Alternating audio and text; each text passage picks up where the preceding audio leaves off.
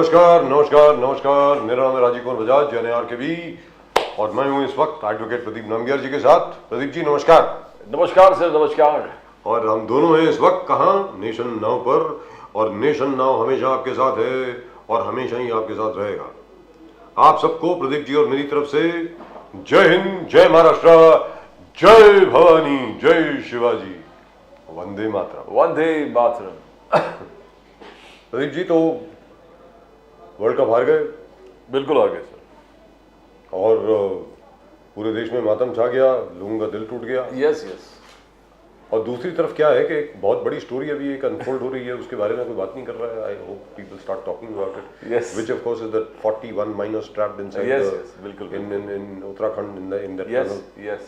I hope we will be able to rescue them because they are running out of food and water and even air, from whatever I know. I really and truly hope we'll be able to do that. Do we have Mr. Daruwala with us? I believe we have Mr. Ali Daruwala from Pune. Is Mr. Daruwala with us? Okay. All right. Mr. Daruwala, very good evening, sir. Good evening, Rajiv sir, Advocate Pradeep sir. Good evening. Sir, happy birthday. Happy birthday, happy birthday. Happy Thank birthday you, to you, Pradeep sir. sir. Happy birthday. जन्मदिन की Thank बहुत you, बहुत Pradeep sir. मुबारकबाद. Thank you, Rajiv sir. Thank you so much. Wonderful, absolutely wonderful. And I wanted to start with, actually, I wanted to start usually as we always do with a political subject. Can you hear me, sir? 110. Yes, you're clear, sir. Okay, I wanted to start with the political subject, but I tell you what, I think we should take a look at what the Prime Minister विशाल बाबा का did. Phone आ रहा है.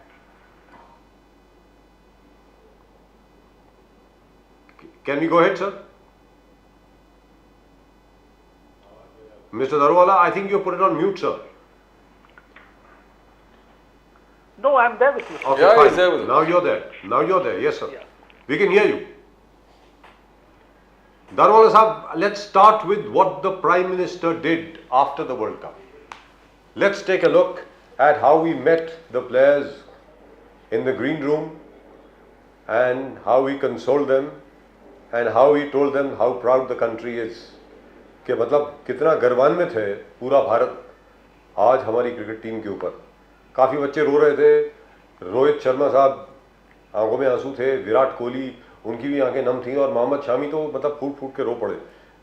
In fact Narendra Modi साहब ने उनको गले लगाया। Let's take a look, I think we have that footage. Let's take a look, at that footage and then we'll start our show, because this really shows the kind of man Mr. Modi is. This will really show you the caring, kind, great man that Narendra Modi is. Let's take a look.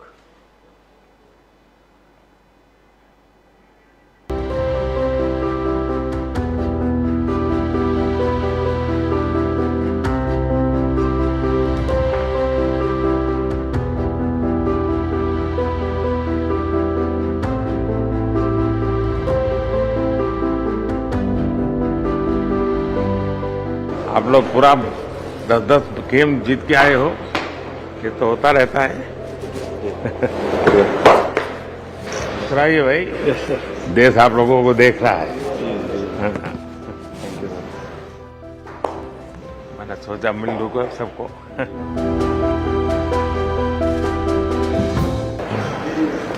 होता है। कहाँ राहुल, कैसे हैं? आप लोग मेहनत बहुत की है, लेकिन कहाँ बाबू, खेलो ना पड़ दो।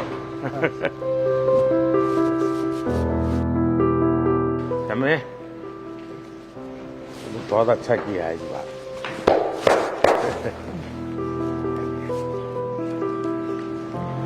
तो गुजराती बोलते हो इसने? थोड़ा तर तो घर से। तो आप लोग बहुत अच्छी मेहनत की है।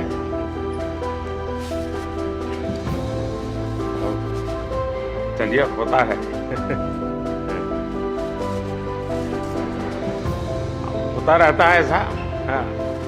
और साथियों को एक दूसरे को जरा हौसला बुलंद करते चलिए। और जब आप लोग फ्री हो गए, कभी दिल्ली आएंगे तो बैठूंगा आप लोगों के साथ। Isn't that lovely? Fantastic. There's no greater Just example. look that. Just look at Yeah, that. That's it. There's no greater example of a prime minister motivating his own people. Yes, and giving them courage. Yes. Because they were all so depressed, all of them. Bilkul, sir. Amazing, absolutely amazing. Absolutely, completely amazing. Brilliant, bloody brilliant. I mean, no other prime minister has done this. Exactly. Look at that. But he was always like this. Remember the rocket ISRO Yes. mission that failed? Chandrayaan 2. Chandrayaan 2. He took this and this is my loss, not yours. Yes. Mr. Sivan. I think. Yes. This is my loss, not yours. You have done your job well. And that's what Prime Minister Modi has been doing it everywhere. He said, you give your best. I'm responsible for the loss. Yes. But look at that, yeah. Because these boys, one can understand they must be feeling like the pits. Yes. They must be feeling terrible after having won 10 matches in a row. And now for the Prime Minister to do this. I have never seen a Prime Minister actually do this after a team has lost. Daruwalla साहब आपको याद है क्या? मुझे याद नहीं आता कि किसी और प्रधानमंत्री ने कभी किसी टीम का इस तरीके से हौसला अफजाई की हो लूजिंग बात. एक और आपको याद होगा टोक्यो ओलंपिक्स में हमारी लड़कियां जो हैं वो ब्रॉन्ज मेडल से रह गई थी. At the last minute, I think England scored and we were not able to get a medal.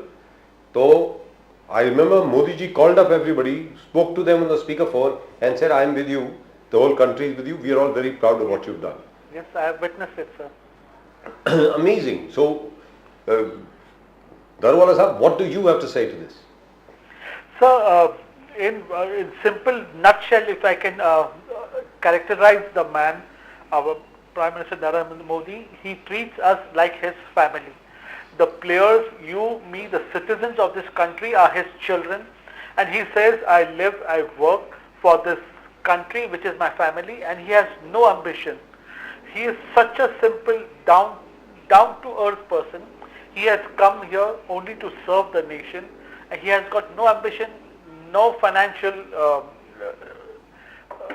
dreams to fulfill, and he is just living each day he lives, and this inspiration he gets from the happiness he sees on your and my face and on the citizens of this country.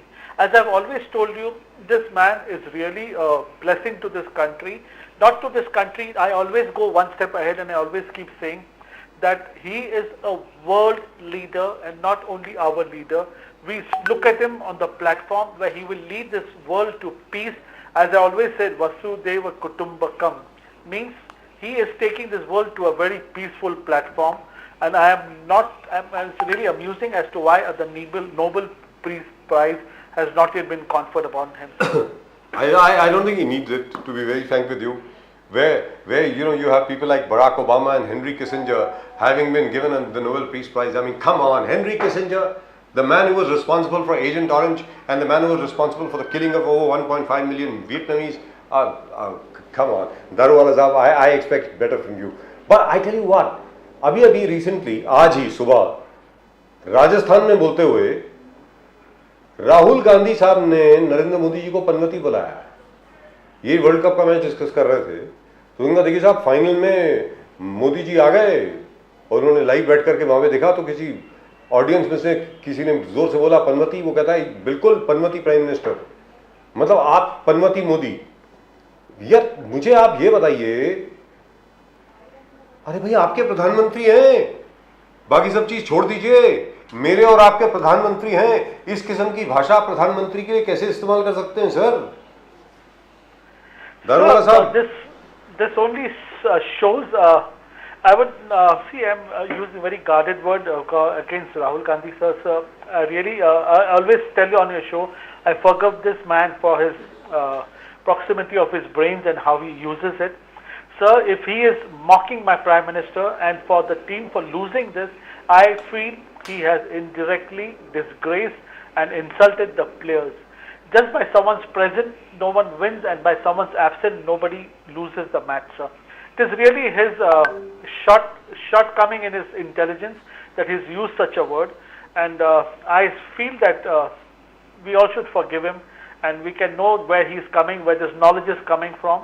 And really all this word that I say, I always keep telling on each show of yours, the more Rahul Gandhi is speaking is only helping us, and God save this man and God save all of us so that we do not I think this is one more खून की खेती और क्या मौत का सौदागर moment, मुझको ऐसा लग रहा है सर। जो सोनिया जी ने कहा था ना गुजरात में मोदी जी के लिए मौत का सौदागर, खून की खेती और ना जाने क्या कुछ, मुझे लग रहा है this is one more such moment.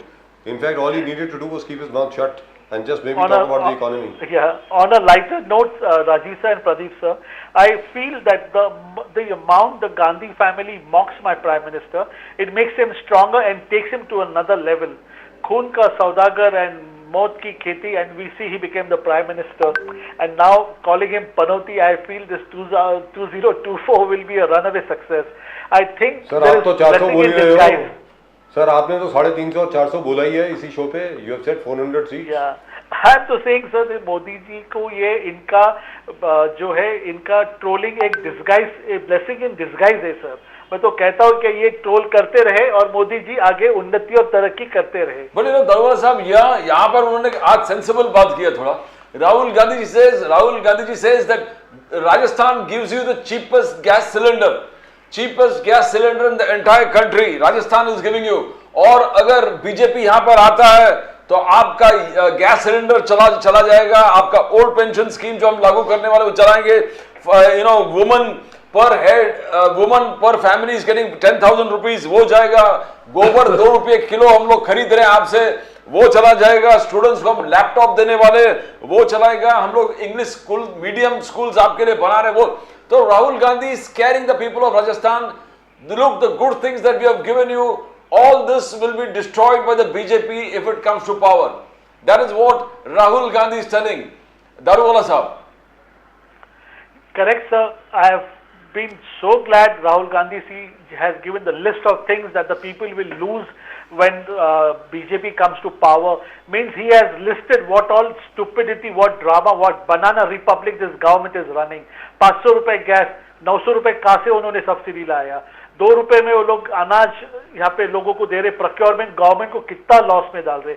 He has gone on record. I am telling you all this. He has spelled out the banana republic state that he is running. Where is he bringing the funding?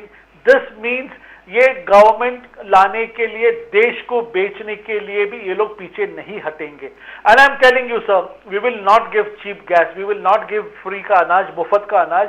जो उसका वाजबी दर है, जो गरीबों का हक है, 80 करोड़ का जो उनको फ्री का अनाज मिलता, वो हम देते रहेंगे.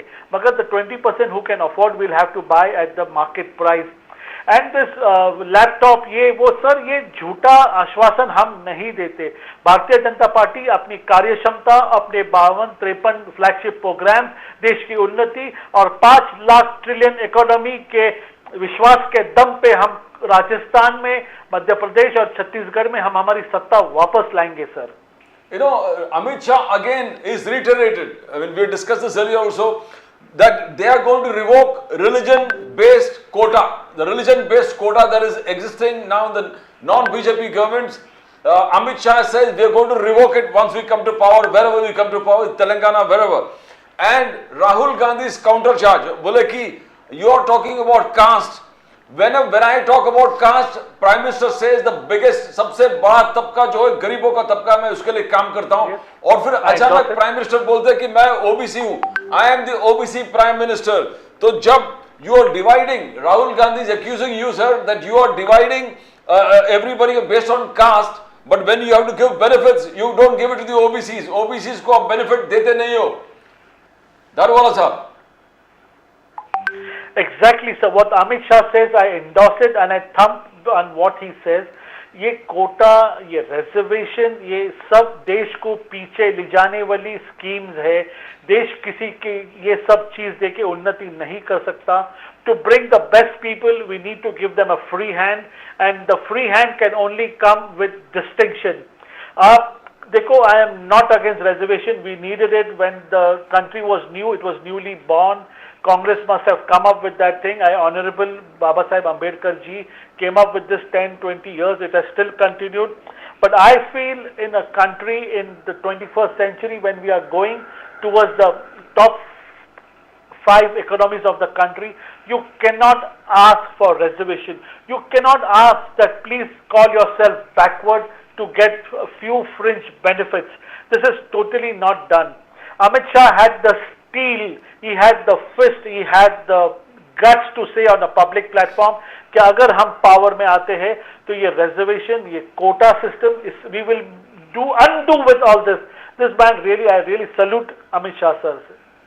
In Maharashtra here, you know, the peak Vima that your government promised, they have started the payment. That is what Eknath Shinde ji, Dev Fadnavis, and Dev Fadnavis always talks this particular scheme, Rupee 1 peak Vima, as one of the very good schemes that the farmer enjoys, and you know, the farmer has insurance to his crops, and you have started delivering it. That's what Eknath Shinde, Devendra Fadnavis is saying, that our promise to thee. And the Congress has always been saying that हम लोग को पूरे district ढूंढा, peak बीमे का office हम लोग को डिस्ट्रिक्ट्स में नहीं मिले, जो प्रोसीजर है किसान वो प्रोसीजर फुलफिल नहीं कर पाते, ऑनलाइन फॉर्म्स भरना, अर्जी भरना, अभी तो एज एकनाथ शिंदे देव फडणवीस से 47,63,000 नुकसान भरपाई आज अर्ज अप्रूव्ड है. Now that's a very huge amount of applications received and sanctioned.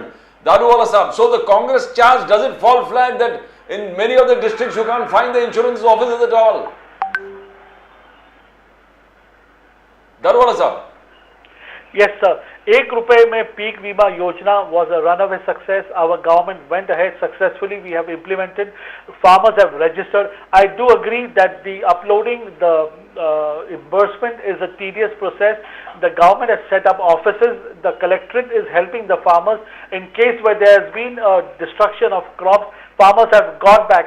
The ₹1 is a symbolic token where they come forward with all their appropriate documents. This eliminates fake farmers, fake people who try to seek relief. So this ₹1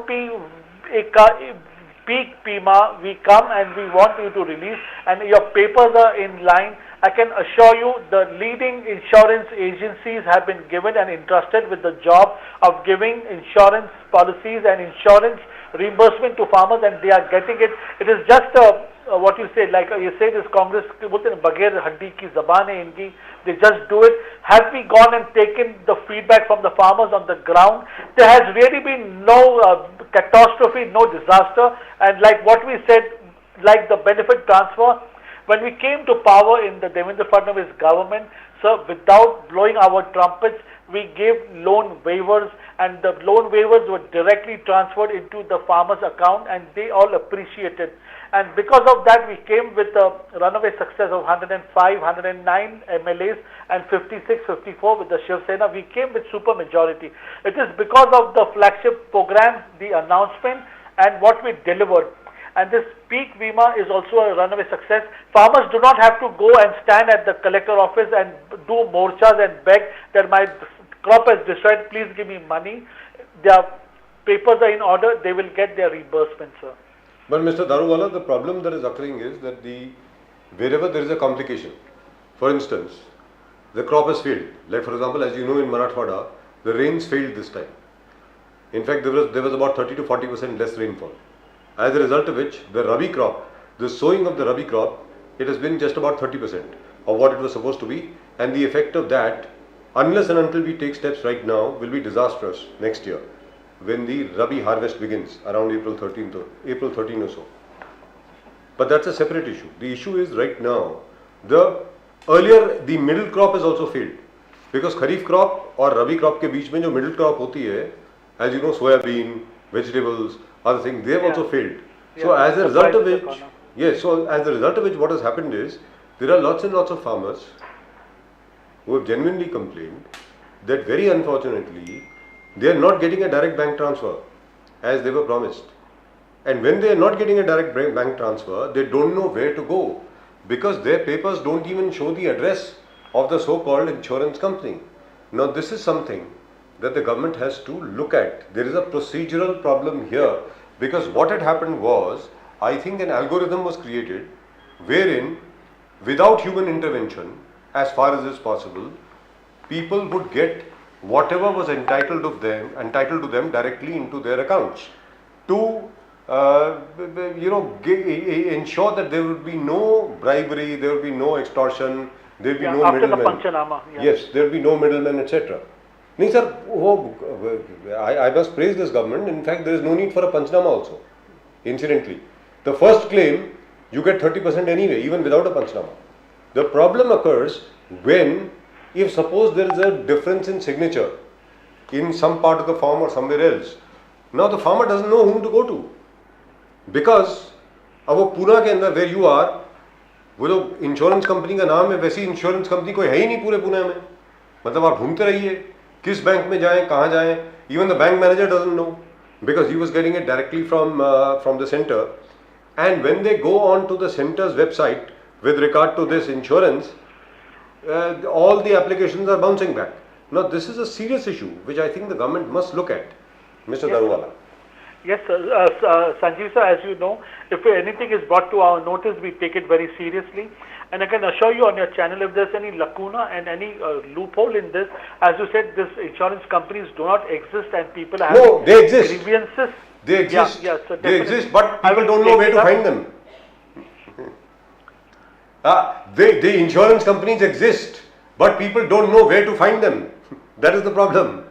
Correct, sir. I will assure you on your platform, sir. I will activate our office, the agriculture department, as to look into this and to immediately run down and get those farmers, collect them, get the information and try and help them. Because the program that we had suspended in the last week, we are relaunching it, Shasan Apne Dari, the government at your doorsteps. And this will be the priority in the agenda. As you said, in the Marathwada region where the crops have failed, Shasan Apne Dari, which is a program, which is a flagship program in Maharashtra, I will see to it that this is implemented and this is taken up on priority, sir.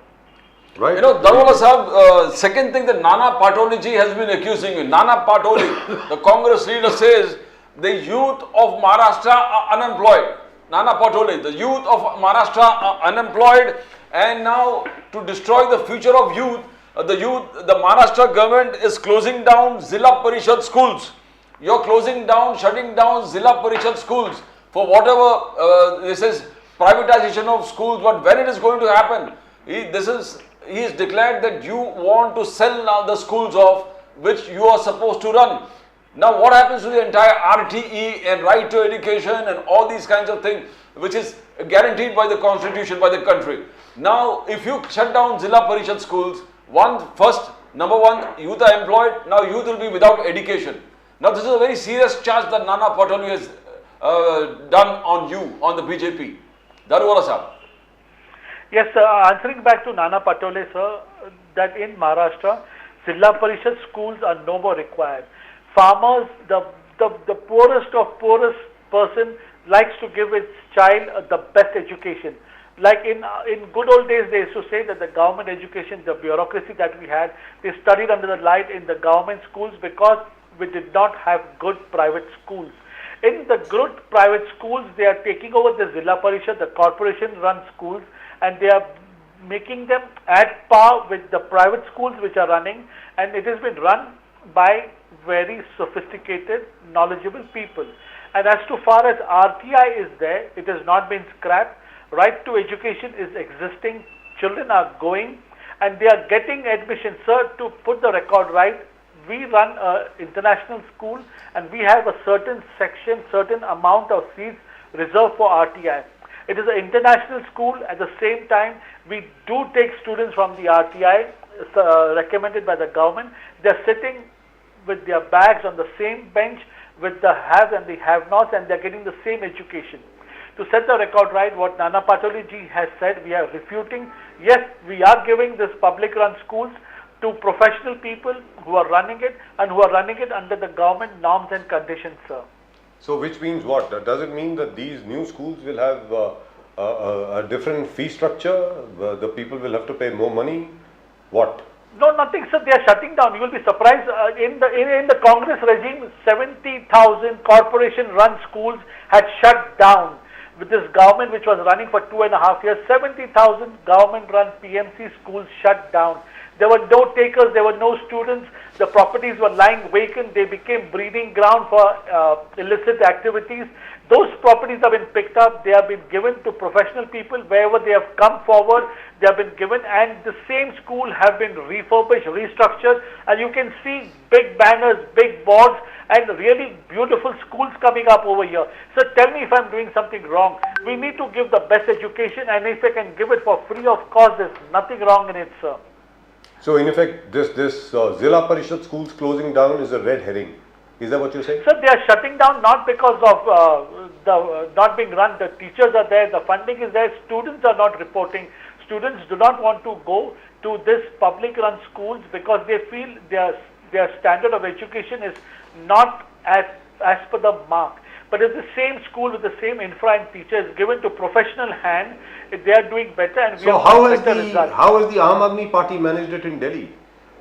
You know, I was reading an article in the Washington Post as to how the schools have been transformed.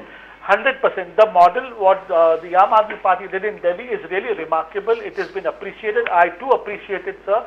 If we need to learn from somewhere, we need to take something from somewhere, we will do it. We are just a year-old government in Maharashtra. We will take it and we will try to implement it, and giving education to the youth of this country is of utmost priority.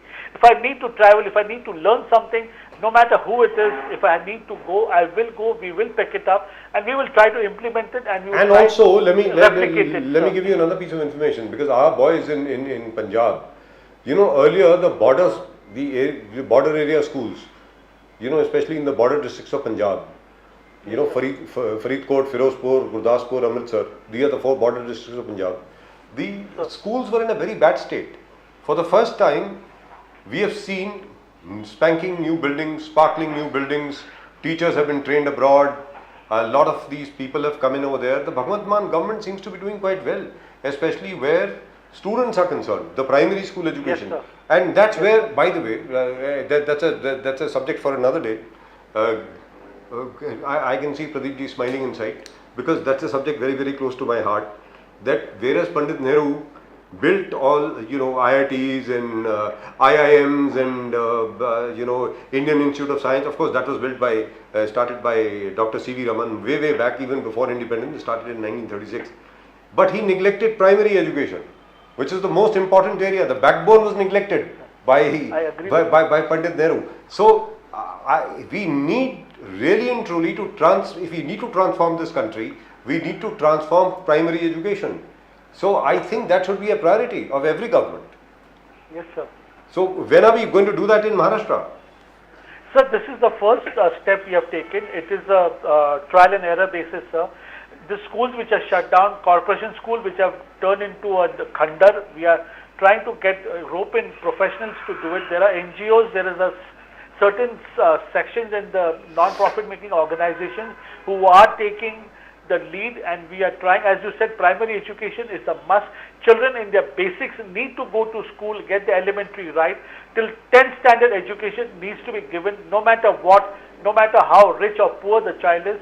In next 20 years, if this country has to excel, we need the educated people to come ahead. And believe me, Rajiv sir, Pradeep sir, after 20 years, the standard of living in this country will change, no matter which government. So you know, I'm a very, it's my way of debating. If whatever it is, if we need to take from somewhere, from Punjab or from Delhi, we will take it. If we are bad in something, I agree. I'm not going to just. And by the way, what is this? This is a somewhat frivolous subject, because we really have come to the last few questions of the show, and we know it's your birthday. Your whole family must be waiting for you. Now. Is there a party, by the way? It's your birthday. We are not invited, so. Yeah, I'm waiting to be invited to your BKC studio, sir. Sir, the invitation stands. I'd like to do a show sitting next to you. Hey, right now. We invite you right now. Come tomorrow. Come day after. Whenever. We're always here. But this is a somewhat frivolous subject. I don't know whether you would like to comment on this. There is a picture of Mr. Bhavan Kule sitting in some casino in Macau and gambling. Which is doing the rounds, and they say that in one particular sitting he lost kitna 3.5 crore. Yes, that is Sanjay Raul's allegation that he taken a lot of coupons to play gambling. You want to comment on that, sir? Sir, I would not know the authenticity and the veracity of this, sir. Definitely, I was not. This has taken me by surprise what this photo is circulating. I'll take information on that, sir. But this is really painstaking. Forget about Bavankuleji or something, whatever it is. This should not be done. I really, if it's there, it's really shameful. I will take information. This is really taken me by surprise. But I will definitely get back on this, sir. My point is, what's wrong in going to a casino? It's legal in Macau. I mean, what's the big deal? If somebody is going to a casino, it's going to a casino. Come again. I mean, what's wrong in going to a casino? I don't find anything wrong. Sir, definitely, sir, without taking some information on this casino and gambling, it would be really unfair for me to even comment on it, sir. Definitely, please let me get some information. I'll get back on this, sir. Are you doing something on this? Bhujbal versus Jarange Patil, Manoj Jarange Patil. Manoj Jarange Patil is all over the districts and he's having huge crowds. Bhujbal Sahab also is having huge crowds. OBC, the entire OBC community is rallying with Bhujbal. And Bhujbal Sahab ne just baat ko utha liya tha ki Fadnavis Sahab should have taken care of the policemen who were injured in the before the Jalna Lati charge. Yes, they were. You have transferred the Adhikshak from there, Mr. Tushar Doshi. Now, don't you think it's a bit harsh on the police that they are doing their jobs well and then the police for political purposes you transfer a police official? The police behaved in an exemplary manner there, sir. So, setting the record right on the Jarange Patil and the Bhujbal fiasco, I'd like to set the record right. In Maharashtra, the OBCs form 54% from the Maratha community. In this 54%, Sanjeev sir, 27% have got their reservations under VJNT, Mali, Teli, Dhangar, Vanjari and Kunbi. Now what Jarange Patil sir is asking for is getting the Maratha community into the OBC and getting them the same reservation. And Chhagan Bhujbal sir is objecting to this, sir. Though the fight is not between the community, it is between the way this reservation can be treated, from who's going to get less and who's going to get more. OBC ke liye Bhujbal sir has been a very tall leader. Jarange Patil ji should understand, if at all reservation needs to be given to Marathas, for which the BJP government is in total favor, in acceptance, a way needs to be worked out, definitely not by taking from Peter and giving it to Paul. We need to work out a policy and we are working on it. Sir, the time is too less, these deadlines are really bad.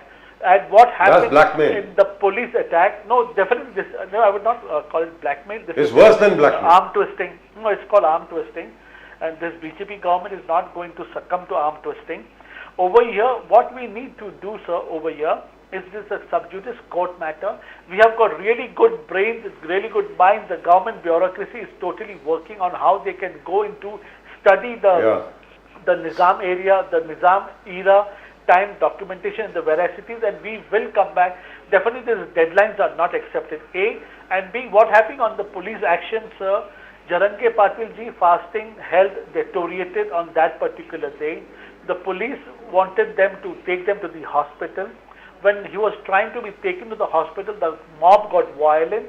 They started stone pelting the police. In that, the police and the lady personnel got injured. In spite of it, they being injured, all they tried to do was defend themselves, and they were stoned and they were pelted. I am really in sympathy to the police. In spite, they couldn't attack because we are really on a back foot, because the citizens are also our brothers. You cannot attack our citizens. They are not Pakistanis or they are not terrorists. They are our own citizens. But law and order cannot be compromised. Over here, the police action was totally, what you could say, like, yes, it was the need of the hour, but the action taken on the police is very harsh. Devin sir should have taken little more time, understood the matter. Yes, the action has been taken and the heads have rolled, but this Maratha reservation issue, there are certain people who are trying to give it a different twist. I pray to the Marathas on your channel that please have some patience. Things have been working out, and Devendra Fadnavis ji is the most imandar neta you can get, and only Devendra Fadnavis in his regime can get a solution to this issue, and this can be solved. Sir, and the Dhangar protest today got violent in Jalna. अभी ये क्या हो रहा है sir? Caste versus caste. I mean, there's a battle on to prove. There's a battle on to prove who is more backward. भाई क्या है sir ये? Where are we going? Definitely, yeah, definitely, sir. With my total, from the bottom of my heart, I'm requesting. This is really, really heart-paining, sir. We have worked so hard, but on your platform, I would like to make an appeal to Sharad Pawar. Why does not he make his stand clear on Maratha reservation? Why is he playing this dirty politics? Jarange Patil had gone home. Rohit Pawar and Rajesh Topeji picked him up, requested him to come and sit back on the stage. They misguided Honorable Sharad Pawar ji, and this is really turning very dirty. They are using Jarange Patil ji, the Sharad Pawar clan is really using this. For what benefit, I do not know. They should realize there are lives included. The Maharashtra is going in for election, and by misleading the crowd, you cannot lead and you cannot win an election, sir. Right, that's just about it. Thank you so much, sir, for talking to us. That is just about it. Ali Darwala Sahab, wish you a very happy birthday again. God bless you. Thank you, sir. And may you live for another 100 years. Thank you so much. Thank you. Happy birthday to you. Mr. Happy Darwala. birthday to you from Thank all you, of us Pradeep, here sir. at Nation Now. Thank you. Jai Hind, Jai Maharashtra. Vande Mataram. Vande Vande Mataram. Mataram. Vande Mataram. Well, Mr. Darwala is always very, very clear. The BJP, no LPG subsidy, no free electricity, no free anything. BJP is always right, as per Mr. Darwala. Absolutely. No, but he says, when we are wrong, I admit we are wrong. When was the last time we admitted we were wrong? Anyway. But Pradeep ji, एक बड़ी जो चीज़ है वो बड़ी खतरनाक चीज़ है जो कल लक्ष्मण हागे साहब ने बताया कि साहब ये कास्ट वर्सेस कास्ट, जाति बनाम जाति जो अभी एक संघर्ष चल रहा है, जैसे अभी आज धंगड़ समुदाय ने जाकर के पहली बार इस तरीके से तोड़फोड़ करी सर कलेक्टर के ऑफिस के सामने, मतलब ये क्या है यार? This is like it's is very dangerous. Let's ask mister Rakesh Shetty from the Indian national Congress. He is joined us. Rakesh Shetty साहब नमस्कार. नमस्कार राजीव जी, प्रदीप जी. नमस्कार. नमस्कार सर, नमस्कार. राकेश शेट्टी साहब, अभी तक तो मराठा आरक्षण के दौरान जो प्रोटेस्ट चल रही थी उसमें तोड़फोड़ हुई, आगजनी हुई, 2 एमएलए के घर को जला दिया गया. आज दंगड़ समुदाय के लोगों ने तोड़फोड़ करी है जालना में. ये क्या हो रहा है सर? मतलब दंगड़ वर्सेस मराठा, फिर Mali versus somebody else, Vanjari versus somebody else. ये क्या हो रहा है सर? मतलब has the government lost control? What has happened? Rakesh Shetty साहब, देखिए, रिजर्वेशन बहुत बड़ा मुद्दा है जी. यू कैन अंडरस्टैंड, बट ये जितने संगठन हैं, ये 10 संगठन आप देख लीजिए, ये अनऑर्गेनाइज्ड है उधर. मतलब इस कोई भी ये संगठन है, जैसे मराठास के साथ आज मनोज जरांगे पाटिल साहब है, मगर बाकी संगठन के पास कोई ऐसा लीडर नहीं है जिसकी बात ये लोग मानते हैं. क्योंकि कभी अपन देखते हैं कि कभी कभी आंदोलन शुरू हो जाती है, मगर आंदोलन लीडरों के हाथ से भी निकल जाती है जी. क्योंकि आप लोगों को इकट्ठा लेके आ जाते हैं, मगर उनको फिर कंट्रोल, उनके ऊपर नियंत्रण रखना बहुत जरूरी. क्योंकि जो सच्चा लीडर होगा, उसके जो संगठन होंगे, उनके जो लोग रहेंगे, वो उनके साथ खड़े रहते हैं और उनका कहना मानना चाहिए. ये जो इंसिडेंट्स हुए, ये सब अनफॉर्चुनेट है. इसका कोई उसको मतलब कोई वकालत नहीं करेगा कि हिंसा हो. जो भी बातचीत है, आपको डेमोक्रेटिक राइट है, आपको आंदोलन करना चाहिए और उस आंदोलन का रिप्रेजेंटेशन आपको कलेक्टर को देना चाहिए, चीफ मिनिस्टर को दीजिए, डिप्टी सीएम को दीजिए, और आपको मांग करनी चाहिए. मगर कानून हाथ पे अगर ले लिया आपने, तो ये आंदोलन का जो मकसद है कभी पूरा नहीं हो पाएगा. तो मेरा तो यही सुझाव है कि महाराष्ट्र सरकार जो है, मुख्यमंत्री और डिप्टी सीएम, इनकी जिम्मेदारी बनती है कि आप महाराष्ट्र में लॉ एंड ऑर्डर मेंटेन करें. और सबसे बड़ी बात, ये आंदोलन की बातचीत शुरू कब से हुई और इसका सोल्यूशन क्या है? सोल्यूशन है जॉब्स। आज आप देखिए कोविड के बाद लोगों की नौकरियां चली जा चुकी है, बहुत सारे लोग बेकार घर पे बैठे हैं, ऐसे लोगों को के पास अपॉर्चुनिटी नहीं है। तो दोनों इस सभी जो भी हिंसा भी हो रही है इस सबके जिम्मेदार केंद्र और राज्य सरकार है। अगर आप ये लोगों को इक्वल अपॉर्चुनिटी दिया होता, इनको जॉब्स दिया होता, तो कोई आदमी अपना नौकरी छोड़कर आंदोलन नहीं करता। आपको याद होगा कि महात्मा गांधी जी ने जब इस देश में फ्रीडम स्ट्रगल शुरू किया तब सबसे पहला उन्होंने क्या कहा? उन्होंने कहा कि don't talk ethics in front of empty stomachs. मतलब आप अगर आदमी भूखा है तो आप पहले उसको ये मत बताइए कि ये सही है ये गलत है। भूखा आदमी के लिए रोटी ही सब कुछ होता है और उसको पाने के लिए कुछ भी कर सकता है। जी दुरुस्त बात। इसलिए आपको याद होगा कि महात्मा गांधी जी ने चरखा चलाकर एक एम्प्लॉयमेंट का जरिया गरीबों के बीच में लेके आए थे ताकि उनको अपना एम्प्लॉयमेंट से कुछ ना कुछ पैसे मिले और उसके बाद उन्होंने आजादी की ख्वाब उन्होंने दिखाया, उनको लोगों को बताया कि हम ब्रिटिशों ने हमें गुलाम बनाया और हमारे ऊपर अत्याचार हुआ है, इसलिए हमको ये आंदोलन में इस देश को आजाद करने के लिए आपको लड़ाई में शामिल होना चाहिए। उसी तरह महाराष्ट्र सरकार और केंद्र सरकार की जिम्मेदारी बनती है कि देश के अंदर महाराष्ट्र के अंदर ज्यादा से ज्यादा इंडस्ट्रीज आए, अच्छे इंडस्ट्रीज यहाँ पे लगे ताकि लोगों को हाथ में काम मिले। अगर लोगों के हाथ में काम नहीं है तो स्वाभाविक सी बात है कि पत्थर वो हाथ में ले ले। राकेश रेड्डी साहब, अमित शाह जी ने वापस राम मंदिर का मुद्दा आज सबके सामने रख दिया। बोले कि 22 जनवरी को 12:22 पर रामलला नरेंद्र मोदी जी प्राण प्रतिष्ठान करेंगे। टाइमिंग भी सेट कर दिया है 12:22 पर।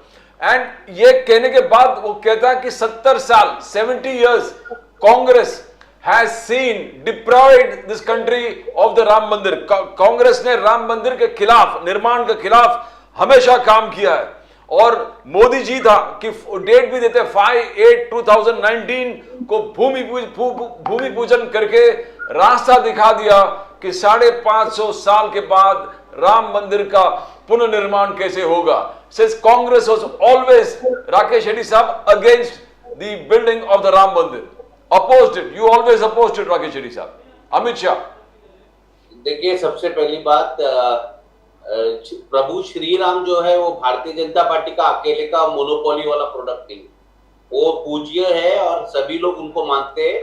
कल राम मंदिर वहां पे बनने के बाद हम पूरे परिवार के साथ वहां पे जाए दर्शन ले, और बीजेपी उसका क्रेडिट ले रही है, मगर वो भूल रही है आज देश में तमाम मामले जब अटकता है, और जैसे अभी फडणवीस जी को आप पूछ लीजिए कि मराठाओं को आरक्षण क्यों नहीं मिल रहा, वो बताएंगे कि यार वो तो सुप्रीम कोर्ट ने रिजेक्ट किया। जिस राम मंदिर का निर्णय सुप्रीम कोर्ट का लार्जर बेंच ने दिया है उसका क्रेडिट क्यों आप लोग ले रहे? क्योंकि राम मंदिर वहां पे बनाने का ये जो प्रश्न का हल या उसका ऑर्डर जो है ये माननीय सुप्रीम कोर्ट ने दिया है, तो उसका क्रेडिट आप कैसे ले सकते हैं? जबकि एक तरफ मराठा आंदोलन हो, धनगर समाज का है, तो तब आप बोलते हो कि सरकार के हाथ में कुछ नहीं है, सब कुछ कोर्ट के हाथ में। तो देश की जनता समझती है कि कोई हम सरकार 2019 में अगर चुना है लोगों ने, तो लोगों को गुड गवर्नेंस चाहिए, उनको अच्छा इन्वेस्टमेंट इंडिया के अंदर चाहिए, सड़क अच्छी होनी चाहिए, स्कूल्स होने चाहिए, स्कूल्स में टॉयलेट होने चाहिए, टॉयलेट्स है तो उसको दरवाजा होना चाहिए, ये सब काम सरकार का है। सिर्फ एक राम मंदिर के भरोसे में वो चाहती है कि लोग उनको 2024 में वोट करे, ये नहीं होने वाला। और लोगों को ये जो गुमराह करते हैं ना कि राम मंदिर हमने बनाया, ये लोग समझते आज एजुकेटेड क्लास लोग हैं, उनको पता है कि राम मंदिर का निर्णय ये सुप्रीम कोर्ट का है और इसका क्रेडिट उनको नहीं मिलेगा। राकेश रेड्डी साहब, भैया बोलिए। भारतीय जनता पार्टी को हर चीज में क्रेडिट चाहिए। मतलब इंडियन क्रिकेट टीम ने बहुत अच्छा परफॉर्मेंस किया, हालांकि आखिरी मैच हम हार गए, उसका भी क्रेडिट मोदी जी और अमित शाह को चाहिए। इसरो में मंगलयान चला जाता है, उसका भी क्रेडिट वो दोनों को चाहिए। मतलब खुद का काम का छोड़कर बाकी सब लोग ने जो भी अचीवमेंट किया उसका क्रेडिट वो खुद लेना चाहिए। तो ऐसा मुझे नहीं लगता है कि इनको अपने काम लोगों के बीच में बात करना चाहिए कि कितने इंडस्ट्रीज लाए, कितने लोगों को एम्प्लॉयमेंट दिया, क्या आपका फ्यूचर है, प्रोजेक्शन क्या है इंडिया के बारे में, ये बात नहीं करते हुए सिर्फ राम मंदिर का बात करके आप वन पॉइंट एजेंडा नहीं चला सकते। बट राकेश शेट्टी साहब, आज राहुल गांधी जी ने नरेंद्र मोदी जी को पनवती मोदी बुलाया है। सर, ये भाषा इस्तेमाल करनी चाहिए क्या उनको? देखिए क्या है कि राहुल जी का जो स्टेटमेंट है, उन्होंने कहा, ये किस कॉन्टेक्स्ट में कहा ये बहुत जरूरी है जी। तो ऐसा है कि देखिए आज मैं आपको बताता हूँ, एक सिंपल है, हम बहुत सारे लोग विश्वास भी करते हैं, अंधविश्वास भी होते हैं। देखिए मैं आपको बताता हूँ, वर्ल्ड कप आपने पूरा फॉलो किया जी। देखिए प्रधानमंत्री जी कोई मैच में नहीं गए, सब इंडियन क्रिकेट टीम जीत रही थी जी। तो एक ही मैच में कल वो लोग गए, अमित शाह और मोदी जी, और वहां पे हार गए तो उसको रेफरेंस मारते हुए उन्होंने कहा है। तो इसको लाइटली आपको लेना चाहिए, इतना सीरियस इश्यू नहीं है। और अगर मोदी जी और अमित शाह नहीं जाते तो हो सकता है कल का वर्ल्ड कप हमें जीत जाते। और भाई ये तो कहा जा रहा है कि जब मोदी जी वहां पर पहुंचे तो ऑस्ट्रेलिया का स्कोर 45 for 3 था। हाँ। और वो 3 रह गया ऑलमोस्ट 200। उसके बाद कोई विकेट नहीं गिरी। नहीं, तो वो एक लाइटर नोट का है कि कोई मैच, जितने मैचेस जीते तब मोदी जी और अमित शाह नहीं गए थे तो बराबर सब मैचेस हम जीत गए, और कल के मैच में ये लोग आ गए तो हम पहला मैच हार गए। मगर मैं आपको कहना चाहता हूँ आपके मीडिया के द्वारा कि इंडियन क्रिकेट टीम ने बहुत बढ़िया परफॉर्मेंस दिया है, बहुत सारे रिकॉर्ड्स बनाए गए, तोड़े गए, और cricket ultimately it was a game. Last match में परफॉर्म नहीं कर पाए एज पर द एक्सपेक्टेशन, मगर एज अ टीम अगर आप देखते हैं इनका परफॉर्मेंस बहुत बढ़िया है। But Mr. Ravi Shankar Prasad has taken it very, very seriously. He's really attacked Mr. Rahul Gandhi on his statement. And BJP leaders are also attacking Mr. Rahul Gandhi. नहीं, देखिए ऐसा है, अभी कुछ दिनों से आप देखो कि जब आदमी काम नहीं करता, लोगों के वादा को तोड़ने के बाद, जैसे कि वो चले गए कर्नाटका, वहां पे भाजपा हार गई, वो चले गए हिमाचल प्रदेश, वहां पे भाजपा हार गई। तो मुझे लगता है जब तक नरेंद्र मोदी जी कुछ बढ़िया काम देश के लिए नहीं करते, उनको चुनाव प्रचार के लिए भी नहीं जाना चाहिए बीजेपी के यहाँ पे, तो बीजेपी लगातार चुनाव हारती रहेगी, ऐसा मेरा कहना है। राकेश शेट्टी साहब, जेपी नड्डा जी कह रहा है कि Congress means scams, Congress has given this country only scams, और फिर वो गिनाते गए submarine scam, helicopter scam, 2G scam, commonwealth scam, coal scam, rice scam. तो अलग अलग बोले कांग्रेस को आप वोट देंगे तो वापस यही स्कैम्स वापस आएंगे और देश को उस तरफ स्कैम्स की तरफ निकल जाएंगे। राजस्थान में नशे के तस्करों को बढ़ावा दे रहा है सरकार, that is what JP Nadda, Amit Shah Singh. अगर 5 साल का कोई डेवलपमेंट है तो वो लाल डायरी है, लाल diary. Sir, what is this lal diary secret कि 5 साल का पूरा डेवलपमेंट और लाल डायरी है? राकेश शेट्टी साहब, देखिए अभी 5 राज्यों में चुनाव है, बहुत सारे तो वोटिंग शुरू भी हो गए। अभी अगर हम देख लेते कि भारतीय जनता पार्टी अगर कहती है कि कांग्रेस ने स्कैम्स किया है, तो मेरा ये काउंटर है कि आपके पास ईडी है, सीबीआई है, why not arrest Congress ministers? जितने कांग्रेस के मंत्री यूपीए 1 और 2 में थे, आप उनको अरेस्ट करिए, उनके स्कैम्स को बाहर लाइए। मगर मैं आप लोग दोनों को याद दिलाना चाहता हूं, 2014 के पहले जो कोल स्कैम्स, 2G स्पेक्ट्रम स्कैम था, कॉमनवेल्थ गेम स्कैम था, ये लोग 2014 के पहले अरेस्ट हुए थे कांग्रेस जब सरकार में। सुरेश कलमाड़ी हो, कन्नी मुनी हो, इन सभी की बात में कर रहा हूं। जैसा 2014 में मोदी गवर्नमेंट आया, ये जितने स्कैम की बात कर रहे सब लोग निर्दोष बरी हुए कोर्ट से। उसके बाद जिस पनामा पेपर में रमन सिंह जी के लड़के का नाम आया था, कांग्रेस के कुछ लोगों का नाम आया था, वो पनामा पेपर में करीबन 120 लोगों का नाम आया था। मोदी जी हर प्रचार रैली में जाकर कहते थे कि मैं वो नाम लोगों के, देश के लोगों के बीच में लेके आऊंगा। एक भी नाम उन्होंने बाहर नहीं निकाला। अगर आप ईमानदार है तो आपको वो नाम जनता के बीच में लाना चाहिए। और ईमानदारी की अगर कोई बात करता है तो ईमानदारी ट्रांसपेरेंसी से आती है। आप परसों के दिन एक याचिका सुप्रीम कोर्ट में चालू है, भारतीय जनता पार्टी की सरकार कहती है कि हम कॉमन मैन मतलब आम आदमी को ये नहीं बताएंगे कि हमारे पार्टी को चंदा कौन दे रहा है, क्योंकि आज आप जानते हैं कि इलेक्ट्रॉल बॉन्ड की तरफ से आपको डोनेशन आती है पॉलिटिकल पार्टी को, तो बीजेपी इज सेइंग कि मैं नहीं बताऊंगा मेरा सोर्स ऑफ डोनेशन। क्यों भाई, अगर आप ईमानदार है तो आपको जनता को बताना चाहिए कि आपके डोनर्स कौन है और क्यों वो आपको इतना चंदा दे रहे। देखिए 4 साल के अंदर एक डेटा बाहर आया है कि करीबन 3000 करोड़ डोनेशन सिर्फ बीजेपी को मिला है और कांग्रेस को कुछ 100 करोड़ के आसपास मिला है। तो इतना अगर एक पार्टी सत्ता में है और एक ऑपोजिशन में है तो इतना डिफरेंस डोनेशन में अगर आ रहा है तो आप लोग सरकार में बैठकर खुद तो फेवरेबल डिसीजन इस उद्योगपतियों को दे रहे हो, इसलिए तो आपको डोनेशन आ रहा है। और अगर आप बार बार 2014 और 19 में लोगों को वादा किया कि आप ईमानदार सरकार दोगे तो आपका दायित्व बनता है कि आप डोनर लिस्ट को बाहर डाले, पब्लिक डोमेन पे डाले और लोगों को पता चले कि आपके डोनर्स क्या है, कौन है और उनको गवर्नमेंट किस तरह फायदा पहुंचाए। राकेश शेट्टी साहब, राहुल गांधी जी ने आज कहा, he says if you are bringing the BJP in, if the people are going to bring the BJP in Rajasthan, आपको आज के तारीख में पूरे देश में सबसे सस्ता गैस सिलेंडर राजस्थान में मिल रहा है। That is what Rahul Gandhi said. Rahul Gandhi further says old pension scheme, woman head of family को 10,000 रुपया, गोबर हम लोग 2 रुपये में खरीद रहे हैं, स्टूडेंट्स को हम लोग लैपटॉप दे रहे हैं, इंग्लिश मीडियम स्कूल्स में आप बच्चों को पढ़ा रहे हैं हम लोग, राइट टू एजुकेशन। तो he said he warned the people that अगर BJP comes, BJP will destroy everything that the Congress has done. Now the BJP says Rajasthan में कुछ अच्छा काम हुआ नहीं है sir. Now how do you this a wide pendulum gap कि BJP बोलो nothing has done, Rahul Gandhi saying the best things have been done. The cheapest gas in the entire country is in Rajasthan. Rakesh Shetty साहब, देखिए अगर आप राजस्थान का manifesto देखोगे या तेलंगाना का देखोगे या मध्य प्रदेश छत्तीसगढ़ का, हमने वादा किया वोटर से कि 500 रुपीज का सब्सिडी स्टेट गवर्नमेंट की तरफ से दिया जाएगा। मतलब आज जो गैस सिलेंडर लोगों को 1200-1300 रुपया का था वो आपको 600-700 रुपया में आएगा। और पहली बार ये कांग्रेस ने अपने मैनिफेस्टो में डाला और मुझे पूरा विश्वास है कि ये जो मोदी जी सरकार पे आने से पहले कहते थे कि गैस का पेट्रोल का दाम आधा होगा, उन्होंने कभी किया नहीं क्योंकि हमने 9 साल देख लिया।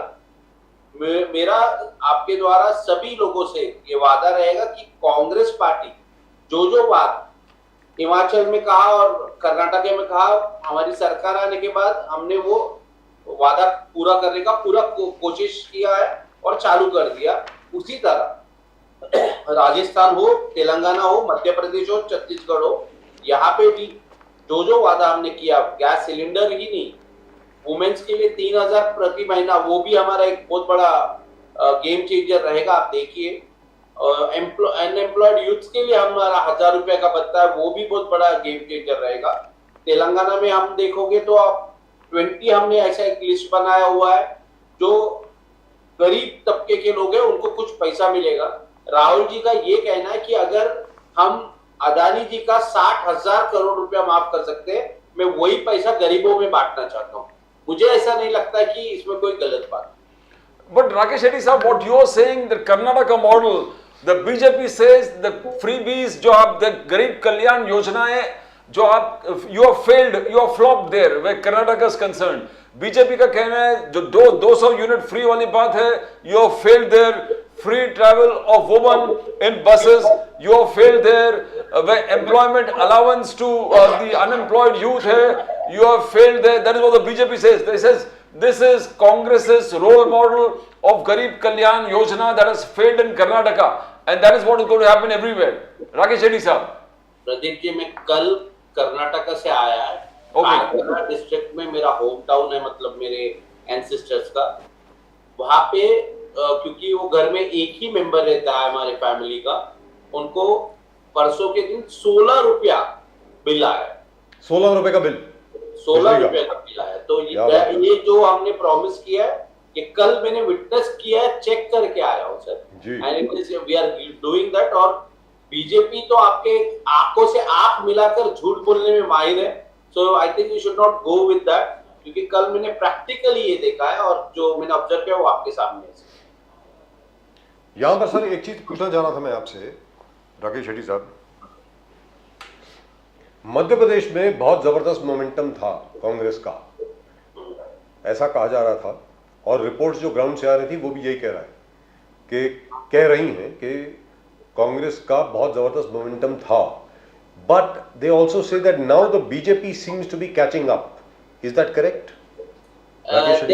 देखिए कैसा है कि कांग्रेस और बीजेपी में एक फर्क है और वो आपको समझना पड़ेगा। कांग्रेस काम करती है, बता नहीं पाती है। बीजेपी थोड़ा सा काम करके प्रोपेगेंडा और इवेंट इतने बड़े पैमाने पे करेंगे कि उनका झूठ आपको सच लगने लगे। हाँ, हाल ही का बीजेपी ने बहुत अच्छा स्ट्रेटजी किया, वो घबराए हुए थे, इसलिए करीबन 6 मेंबर ऑफ पार्लियामेंट आज एमएलए का चुनाव लड़ रहे। बहुत सारे एमएलए के टिकट उन्होंने काट दिए। एक केंद्रीय मंत्री आज वो आके यहाँ पे चुनाव लड़ रहा है एमएलए का।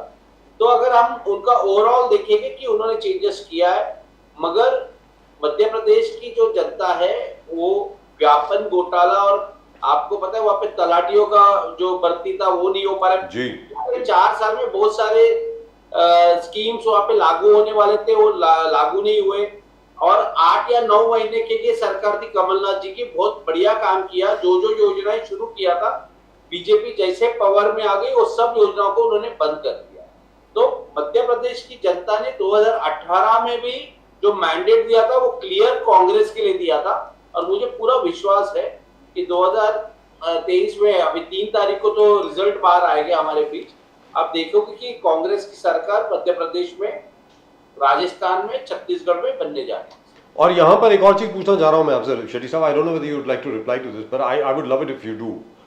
शेट्टी साहब, just recently we saw a video of a minister's son talking about hundreds of crores, you know, 30 crores from here, 20 crores from there, and so on and so forth. The funny part is that entire story seems to have died down. Nobody's talking about it anymore.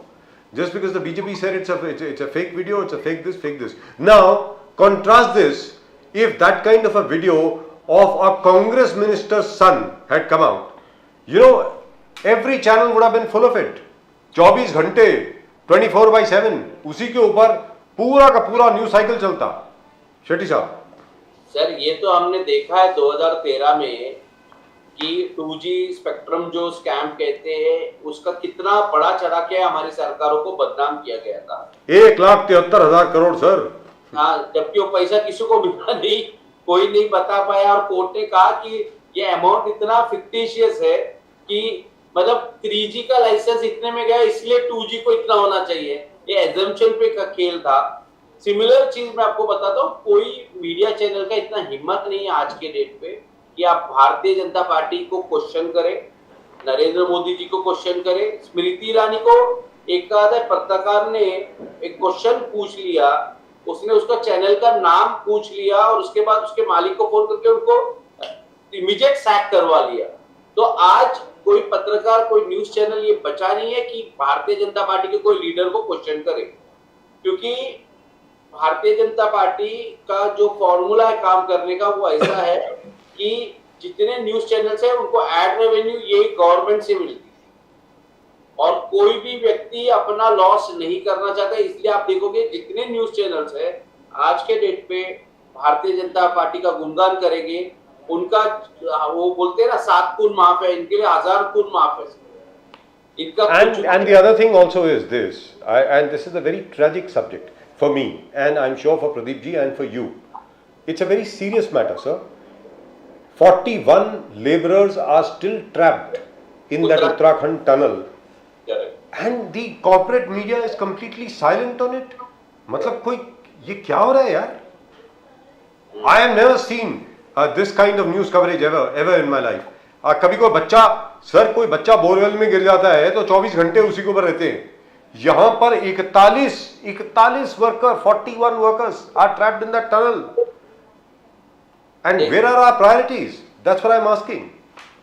नहीं, सही बात है। आजकल देखिए सब filtered news है, जो उनको दिखाना है वही दिखाते हैं। आज ये सबसे पहले तो मैं ऊपर वाले से ये दुआ करूंगा कि ये जो वर्कर्स है ये सेफफुली बाहर आ जाए। और मुझे जो अभी अभी रिपोर्ट कुछ घंटे पहले मिले कि कुछ वर्करों से संपर्क हो पाया है जी। उन्होंने वीडियो का उस स्ट्रिंग नीचे जाकर उन्होंने आपके चैनल पे भी मुझे दिख रहा है जी। तो it is a positive sign. और मीडिया देखो इतना अभी बायस हो चुका है, क्योंकि ये है वर्क कॉन्ट्रैक्ट का और इसको रिलेट करेंगे आप सेंट्रल गवर्नमेंट से और फिर उनको क्रिटिसाइज किया जाएगा। वो लोग ऐसा कोई नेगेटिव इम्पैक्ट नहीं चाहते भारतीय जनता पार्टी की सरकार के ऊपर। दैट इज द रीजन ये लोग अवॉइड कर रहे। मगर मैं आप जैसे चैनल्स को बधाई दूंगा कि आप लोग निष्पक्ष एक काम कर रहे हैं। Shahi साहब, the Maharashtra problem, Chhagan Bhujbal's huge OBC rallies, उसमें आपके लीडर विजय वडेट्टीवार भी रहते हैं, the same platform praising what Chhagan Bhujbal is। तो फ्लिप फ्लॉप, एक दिन वडेट्टीवार उनके साथ रहते हैं, दूसरे दिन बोल रहे कि हमारा रास्ता अलग है, भुजबल साहब का मकसद अलग है, हम अपने पॉलिसीज को फॉलो करेंगे, but we was just on a common platform, that's all. Now, how do you see this aggravating? Because वहां के पुलिस ऑफिसर तुषार दोषी को भी ट्रांसफर कर दिया। भुजबल साहब ने अक्यूज किया कि Dev Fadnavis has not handled this particular police injuries issues जो जलना में हुआ था, and after which the lathi charge took place and the police personnel was. तो what is happening? You got a cabinet minister within the government accusing, and the government contrary takes a stand after days कि वही police officer कुछ हुआ नहीं investigation ढंग से, कि वो जो 70 लोग बोल रहे हैं पुलिस ऑफिशियल जो इंजर्ड थे, हॉस्पिटलाइज थे। तो how do you see the entire thing cropping up, Rakesh Reddy साहब? देखिए, सबसे पहले आपको बताता हूँ, मराठा जो आरक्षण का मुद्दा है, अगर इसको इस महाराष्ट्र में कोई रोक रहा है तो मेरा पूरा आरोप है डिप्टी सीएम हमारे देवेंद्र फडणवीस जी के ऊपर। क्योंकि और उसके बाद भारतीय जनता पार्टी ने मराठा आंदोलन को डाइवर्ट करने का कोशिश किया, उसको उन्होंने ओबीसी वर्सेस मराठा करने का कोशिश किया।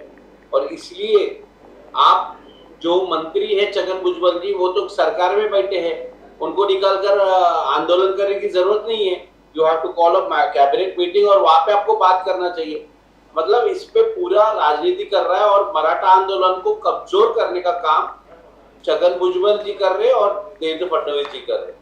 ओबीसी का मामला अलग है, मराठा समाज का मामला अलग है।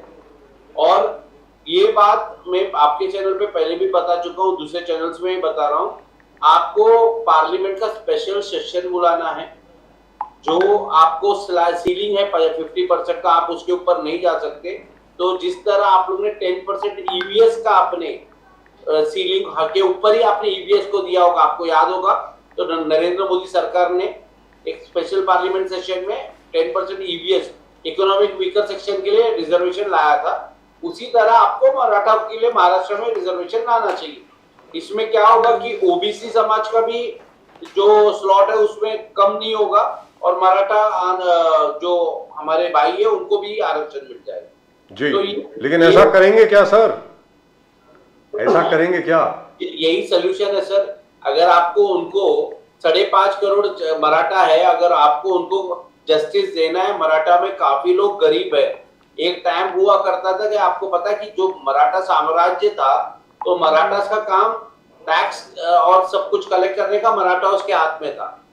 महाराष्ट्र के अंदर, कर्नाटक के अंदर सभी ये जो आप सरनेम देखते हो, देशमुख, पाटिल, टाइटल्स। मगर आज वही लोग बेचारे किसान है, किसी के पास 1 एकड़ जमीन है, किसी के पास आधा एकड़ है और इनके पास कुछ और सोर्स नहीं है। तो अगर आपको उनको उस क्लास से ऊपर लाना है तो आपको उनको रिजर्वेशन देना पड़ेगा। और instead of getting into OBC, आप उनको स्पेशल 10% का आप स्लैब आप उनको सेंट्रल गवर्नमेंट से अप्रूव करवाइए स्पेशल पार्लियामेंट सेशन में, और उसके बाद आप उनको आरक्षण दे सकते हैं Maharashtra. And Nana Patorji is saying that the youth are unemployed. He is warning the government the youth is unemployed. और आगे जाके यूथ को और खराब बर्बाद करने के लिए नाना पाटोली जी ने आरोप लगाते कि जिला परिषद स्कूल्स को आपने बंद कर दिया। You are shutting down, closing down जिला परिषद school. The very effect of the right to education. जो he believes that the Congress has bought the right to education, ना वो पूरा सिस्टम कोलैप्स हो जाएंगे. आप जिला परिषद स्कूल्स को बंद नहीं कर सकते. That is what Nana Patole is saying. Not only you are making the students academic spoil कर रहे हो, but उनका future course of employment also stop. Now this is an accusation on the government. How do you see that, Rakesh Shetty साहब? देखिए, नाना पटोले जी ने जो कहा वो सही किया, बिकॉज आप अगर देखते हो बीजेपी का स्ट्रैटेजी ऐसा है कि गवर्नमेंट जो काम कर रही है बहुत सारे, मतलब एजुकेशन भी वो प्राइवेटाइज करना चाहते. आज आपने देखा होगा, आपको एक खबर बताता हूँ कि हाल ही में इन्होंने पूरे मुंबई का टीडीआर राइट्स अदानी को दे दिया. आप जनरली जानते हैं कि धारावी में जो टीडीआर अभी निकलेगा, अदानी को उन्होंने इंडेक्सिंग के बाहर रख दिया. मतलब आज कोई एसआरए कर रहा है बांद्रा में और उसका जो एक्सेस टीडीआर है आप नॉर्थ में, मतलब या तो फिर नॉर्थ या नॉर्थ ईस्ट में बेच सकते हैं, क्योंकि वहां पे सबब में आपके पास जगह है, वहां पे आप हाई राइज बना सकते हैं.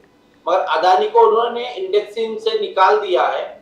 और दूसरा एक फेवर किया है, मुंबई में जितने बिल्डिंग अभी बनेगी उनको कह दिया है कि आपको 80% टीडीआर अदानी से लेना है, जो पहले हम लोग कॉर्पोरेशन से लेते थे. मतलब एक मोनोपोली क्रिएट कर रहा है. तो नाना पटोले आपको इशारा उसी तरफ कर रहे हैं कि बहुत जल्द आप महाराष्ट्र के अंदर भी ये एजुकेशन भी ये लोग प्राइवेटाइज पूरी तरह करेंगे और कोई कॉर्पोरेट सेक्टर, ये जेडपी के जो स्कूल है उनका लैंड है, इसके ऊपर भी कब्जा किया जाए. You want to speak on the corruption issue which Sanjay Raut ji has accused Bhavan Khule gambling at Macau. In Macau. Gambling in Macau. Do you think his right to gamble is his fundamental right, or you have to have some kind of moral in political and public life? No sir, there is no moral. नहीं, अभी आप देखिए बावन खुले जी का तो मैं उनको क्रिटिसाइज नहीं करूंगा, क्योंकि इस देश का हालत ऐसा हुआ है कि हर एक के ऐप में, अगर आपको पता है, there is a app called as dream 11. Yes. माननीय सुप्रीम कोर्ट ने उनका उसका रूल बनाया दिया है. मतलब आप इंडिया के अंदर लीगली बेटिंग कर सकते हो. मुझे ये समझ में नहीं आ रहा है कोर्ट ने भी इस तरीके कंपनीज को, इस तरीके के एप्स को किस तरह परमिशन आप दे रहे हो. मतलब जो गैम्बलिंग प्रोहिबिटेड है, मतलब पूरे देश में सिर्फ कुछ स्पेशल स्टेट्स जो इकोनॉमिकल वीक है उनको सिर्फ अलाउड था. आपको याद होगा जैसे वो मणिपुर हुआ या नागालैंड हुआ, ऐसे कुछ स्टेट्स को था. आज तो आपके मोबाइल पे आ गया है सर. तो गैम्बलिंग आप हर रोज कर रहे हैं लोग, और in new generation they are into it. Dream 11 आप देख लो, कुछ दिन के बाद इसके ऊपर भी आपको शो करना पड़ेगा. और ये ऐप तो जैसे वो महादेव ऐप का आपको पता है कि मध्य प्रदेश में अभी चल रहा है एक स्कैम का, उसी तरह ये हजारों ऐप बन गए और लीगली इंडिया में ऑपरेट कर रहे. तो मुझे इसके ऊपर बहुत आपत्ति है कि गैम्बलिंग को इस तरह अगर आप कर दोगे, इसकी लत लग जाएगी और लोग बर्बाद हो जाएंगे. और हो रहे हैं सर, राकेश शेट्टी साहब, हो रहे हैं. We have seen it ourselves, which is rather sad. So when are you going back to Hyderabad sir? Shetty I'm planning to go on Saturday because फिर 4 ही दिन बच जाता है. 4-5 दिन के बाद तो वहाँ पे भी voting. And how are things looking in Hyderabad? Because Mr. If you see Telangana as a state, in Telangana, on 17th Rahul ji did a Padyatra and the crowd was like phenomenal. And if you see that Rahul ji fever is there in that entire state, and even Chandrasekhar Rao is admitting openly that Congress will not get more than 45 seats. So that is huge. That's a huge admission. Sitting minister. That means you are looking at least 90. Yeah, that's what. If the opposition is saying that we will not get more than 45, that is a huge complaint, because right now we have just 3 MLAs. Yes. And if his intelligence is giving him this data, that means I am quite sure that we are making a government in Telangana. Fantastic. Thank you very much, sir. Thank you very much, Mr. Rakesh Shetty. Always a pleasure talking to you, sir. Namaskar. And lovely to speak to you. You're very candid, very honest and very upfront. Thank you, sir.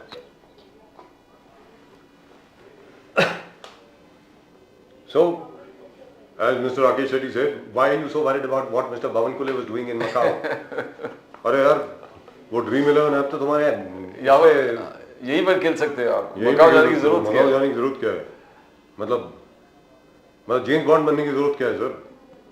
If you remember, there was that lovely scene in Skyfall. Yes, you know, yes, all yes. those Gambling houses in Macau. Casinos. Yes, with those big monitor lizards all over the Exactly. place. I mean, oh, it is terrible. Anyway, at the moment with us, our very old friend, after a very long time, Ruben Mascarenas. One man we really and truly admire. The man who's really put his heart and soul and blood and sweat into making the Aam Aadmi Party what it is today in Mumbai and in Maharashtra. Of course, he's also worked everywhere else. Ruben, very good evening. Mr. Mascarenas. Good evening, RKB. Thank you so much. You're always very kind. Thank you. No, but really speaking, by the way, congratulations. Mascarenas, sir. Congratulations. Congratulations for 650 Mohalla clinics completed and functioning in Punjab, which is fantastic. Oh yes. Absolutely wonderful. Yes. We are absolutely thrilled. 650 Mohalla clinics, and Mr. Bhagwant Mann has promised today, along with Arvind Kejriwal sahab, कि प्रदीप जी हर जिले का जो भी hospital है, Exactly. उसमें सारा equipment available होगा 1 महीने के अंदर, इंक्लूडिंग एक्सरे मशीन्स, वो क्या बोलते हैं, MRI स्कैनर, बाकी सब चीजें जो भी होती हैं. आज की तारीख में पंजाब के अस्पतालों में जब आम आदमी पार्टी आई थी, अस्पताल तो है कहने को, लेकिन you don't even have an X-ray machine. Can you believe it? I thought that is a basic. I thought even a primary health center has an X-ray machine these days. So what were these guys doing? I really would like you to give me a take on what were these guys doing before that? Because as I told you, I'm getting fantastic reports of how you guys have transformed schools, especially in the border districts of Punjab, which is amazing, really and truly amazing. Please go ahead, Ruben, please. So thank you, RKB. So I think 2-3 things here. One is what was happening in Punjab is that there was this organized loot, irrespective of whoever is in power, whether it is the Congress or whether it is the Akalis. Their business interests would essentially never be harmed, right? So you had this status quo beneficiaries in terms of both the Congress as well as the Akali. Like, let's take the Akali. When it comes to the private transport companies which are owned by the Badal, they don't really have any incentive to actually improve public transport, which will drastically reduce the cost of travel, would make affordable travel and quality travel actually possible for millions of Aam Aadmi, which is what Punjab actually wants. But as we can see that once you had the Bhagwant Mann government in place, we've actually been able to show that revenue can increase, right? So what was happening is that there was deliberate obstruction of state capacity. Now this can happen through the private transport facilities, as I mentioned, that they don't have any incentive to actually better government facilities, or for that matter, what we are seeing with regards to education and health. Right? I mean, even for health, right? You had these PHCs which were existing. These PHCs were there only on paper. They were pathetic. There was no accountability. There was, it was just not up to the mark, right? And what are we doing? We're bringing governance to an acceptable level. This is exactly what we did in Delhi.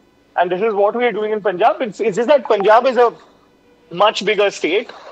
Which means that it has a very large rural segment also.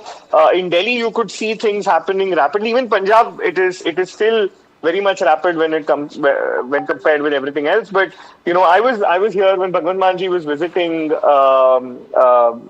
just about 4 months ago. And even here at the Mumbai Investor Summit, he made an emphatic appeal saying that I want to rehaul Punjab's healthcare system. We're going to implement what we implemented in Delhi, which is essentially a 3-tier healthcare system where medicines will be free, where tests are free, and everything would be quality. So just as in Delhi, when you don't basically get a surgery in the assigned prescribed time of 30 days, you can actually go to a private facility and you can undertake the surgery there. The government basically pays for it. So that is the kind of healthcare system which is absolutely world class. Something that we received accolades from the UN and somebody as great as Kofi Annan. So I think that is the kind of work we wish to replicate in Punjab. And 651 Mohalla clinics, which are essentially known in Punjab, they're known as PIND clinics. Yes. Which was basically inaugurated. And of course, what Bhagwan Manji said, we are increasing the number of medical colleges. I mean, you never had an increase of medical colleges in the last 70 odd years, right? We are increasing it within 5 years. We are almost tripling its capacity, right? Wow. There will be a medical college almost in every district. That is the kind of vision that Bhagwan Manji has. And so which means now, Ruben, just a minute. Development model in Delhi. Just 1 second. There are pillars in Mumbai too. Just 1 second. So which means now Punjab is likely to get maybe 12 more medical colleges. Is that what's likely to happen? Because right now you got the CMC, Ludhiana. Yes, you got another medical college in Ludhiana. 16 more medical colleges. Fantastic. 16. And in phase 1 it is 6. Phase 1 it is 6. It is 2 years.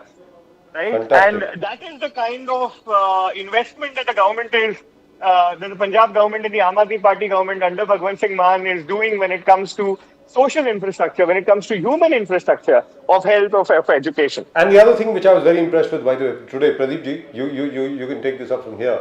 The Arvind Kejriwal actually distributed 0 electricity bills to God knows how many thousands of people. 0 electricity bills today. This requires brains, man. This requires real brains. Only an IIT graduate can do that. Pradeep ji. You know, the Ruben Bhaskar, the most important thing is creating government jobs. That is what the Punjab government has done. Where all the other government, you have a contract system and people are complaining of contract jobs, the need to go back to permanent. The Congress has in its manifesto that we are going to create more government jobs. Here you already doing around 38,000 government jobs created by the Punjab government within a matter of 2.5 years is something what everybody has to emulate. They have to. This is creation. And that's what fascinating in an age when there's no government jobs. You're into a contract system everywhere, including Maharashtra, everywhere into a contract system. And here you have a person generating 38,000 government jobs. How do you do that? Mr. Mascarenas? The will? So I'll tell you, thank you Pradeep ji. Very good question. And I'd like to, am I audible? Can you hear me? Absolutely audible. Yes, we can see you and hear you. You can hear me? Yes, we can also see you. Okay. Okay, so very quickly, I think what has happened is when it comes to government schemes are essentially seen as some sort of a dole. It's essentially seen as some sort of a distribution of patronage. And that's what we've been seeing in most state after state, right? And in Punjab, we've demonstrated that look, the government can be a key source of employment. And it can also, all those employments can be made, all those recruitments can be done on the basis of absolute merit. And that's exactly what you're seeing in Punjab, which is these contractual workers who are just basically kept there as contractual workers. And imagine if the government starts essentially optimizing things to the extent that efficiency is more important than equity, then it's a problem. So I think what the Punjab government is doing is essentially putting its money where its mouth is, and it's demonstrating as to how you can actually have equitable employment through recruitments for government jobs without compromising on merit. And I think that is that job creation, that focus, and this is not just the government jobs. Also, there's a focus on what's happening in Mohalla. Mohalla as a city will, and write it down, okay? RKB, I'm making a prediction here. Yeah. In the next 5 years, Mohalla will overtake a Hyderabad and a Bangalore, right? Wow. Next 5 years, you see the kind of agreements being reached with Tata Power. It's essentially one of the biggest industry houses in Punjab right now. I know for a fact that there are several other conversations happening. And I mean, Mohali will eclipse everything. Mohali will even eclipse a Chandigarh or a Gurgaon. I mean, it's just a matter of five or maximum 10 years. That's the kind of investment being made into Mohali, truly becoming a city for enterprise, a startup city. You see the policies. It's open a company in a single day. You'll get approvals in a week. So all of that is very much on course. But one man means business. I work with the CM. I know he's not going to leave any stone unturned in taking the state. So it's not just about delivering what we promise, but it's about just taking everything when it comes to Punjab, which is suffered from years of neglect. So it's not just doing what we are out to do. It's also essentially undoing the damage that has already been done by decades of misrule, by decades of neglect. You know, Mr. Mascarenhas, what really impresses is Kejriwal government in Delhi. You have got the first construction and demolition recycling plant in Delhi. It's not there anywhere in the country where 2,000 tons of rubble every day is being recycled. Now we are talking about controlling pollution, and where Mumbai, Maharashtra is concerned, you got the biggest infra projects going on. Construction out everywhere, 14 lines of metro being staged. We've got a bullet train out there, and what we are doing is we are taking debris and throwing it wherever we can.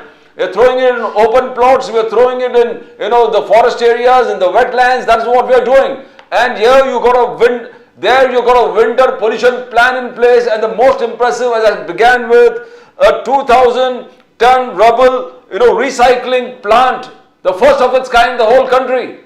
That's what you call a pollution plan, a winter pollution plan. Are we prepared here in Mumbai and Maharashtra for that, Mr. Mascarenhas?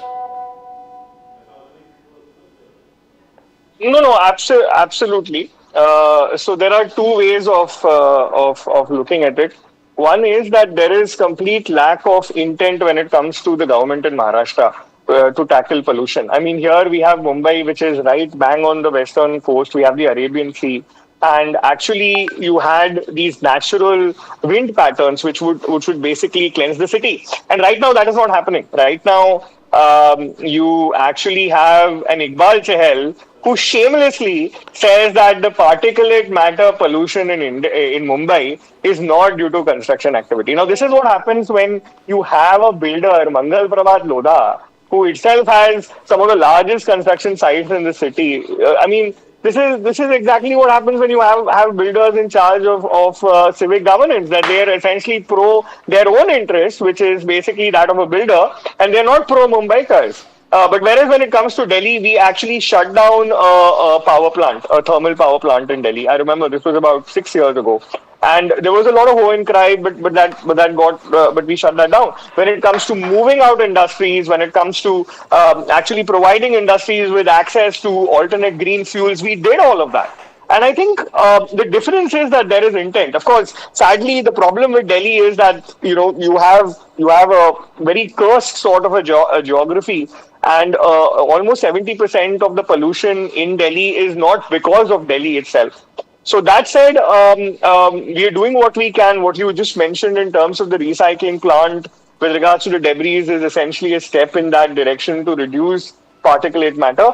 But the bigger point is that pollution is not, P may be for pollution, but P is not for politics, especially in pollution.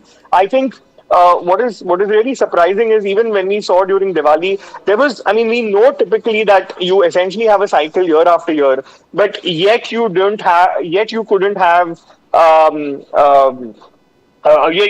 see a prime minister actually chairing a meeting of all the states in North India, right? Because you had not just Punjab, you also had UP, you also had Haryana, which surrounds Delhi in almost 3 areas. So I think here you have a lot of passing the buck. The Aam Aadmi Party in Delhi is doing what it can when it comes to governance. In Punjab, if you know that there was a proposal put for compensating farmers, which was sadly again stopped by the governor. This is the biggest issue, that when it comes to BJP states, you actually have the governor function in tandem with the chief minister. When it comes to an opposition state, you have the governor do all that he can to actually function like a BJP office, right? All governors are functioning as an extension of the BJP headquarters. And the funny part is, Ruben Saab, Mascarena Saab. They function as political appointees. Mascarena Saab, the other thing is, when there were no firecracker sales in Delhi, why did Delhi resemble a war zone during Diwali? Where did the firecrackers come from? They were not sold in Delhi. So I think multiple things. One is firecrackers, of course. Firecrackers are a problem and people need to celebrate whatever we do in a very responsible way. Yeah, right. That said, what was also 2,000 firecrackers per minute. What was also problematic is hurry. Go ahead. Yeah, I mean, I was RKB. I was here in Mumbai. I was celebrating Diwali on my terrace, and quite honestly, after a point in time, there was so much of smoke that we actually had to go back to our house. So, I mean, it's a problem which is a collective societal problem. Also, I think it's sad that despite so much of education, you still have the sale of firecrackers hasn't actually reduced. I was just looking at the numbers. For all of India's metropolitan states, right? I mean, it remains at an all-time metropolitan cities. It remains at an all-time high, and that's more of a societal problem. What the government can actually do is to create incentives and disincentives. And I think to that extent, we've tried to do that in Delhi. If you remember, a couple of years ago, we had actually created a light show in Delhi where we said that, okay, please come and participate. And, this is a light show which is not happening because of firecrackers, and you can come and see the laser show. And that's our way of celebrating Diwali. So I think we've been doing that. But it's also a larger societal issue. I think we are humble enough to acknowledge the fact that we can't solve everything, but we are at least Mr. taking the right steps to create incentives and disincentives. So, Ruben Saab, let's address the elephant in the room. Is Arvind going to be arrested?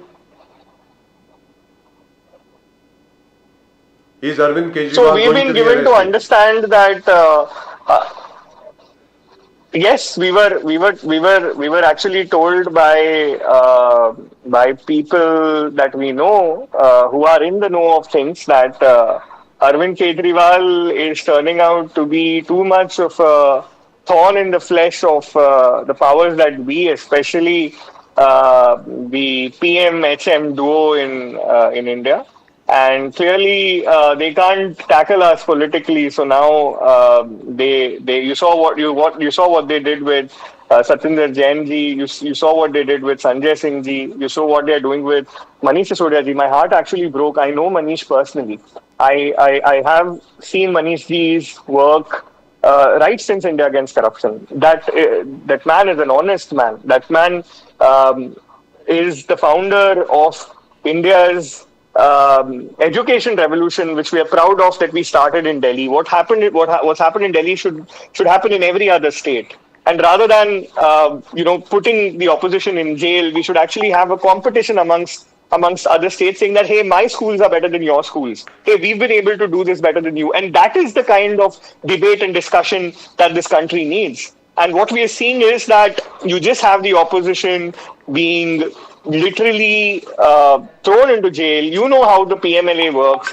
PMLA section 45 essentially just makes any option of a bail just impossible. And what's happened in the Manish Sisodia issue is a miscarriage of justice. But just to come to your question, we are prepared for any eventuality. Remember, we are a party which came to power from the streets. We are a party which is built on a people's movement. We are not worried about government oppression. We are not worried about it. Is actually sad that even when it comes to a Supreme Court that we've not got relief. But that said, we still believe in the Constitution of India. We still have complete faith in the judiciary. And irrespective of what happens, Arvind ji has gone on record. You have Atishi gone on record and said that if necessary, we will run the government from the jail.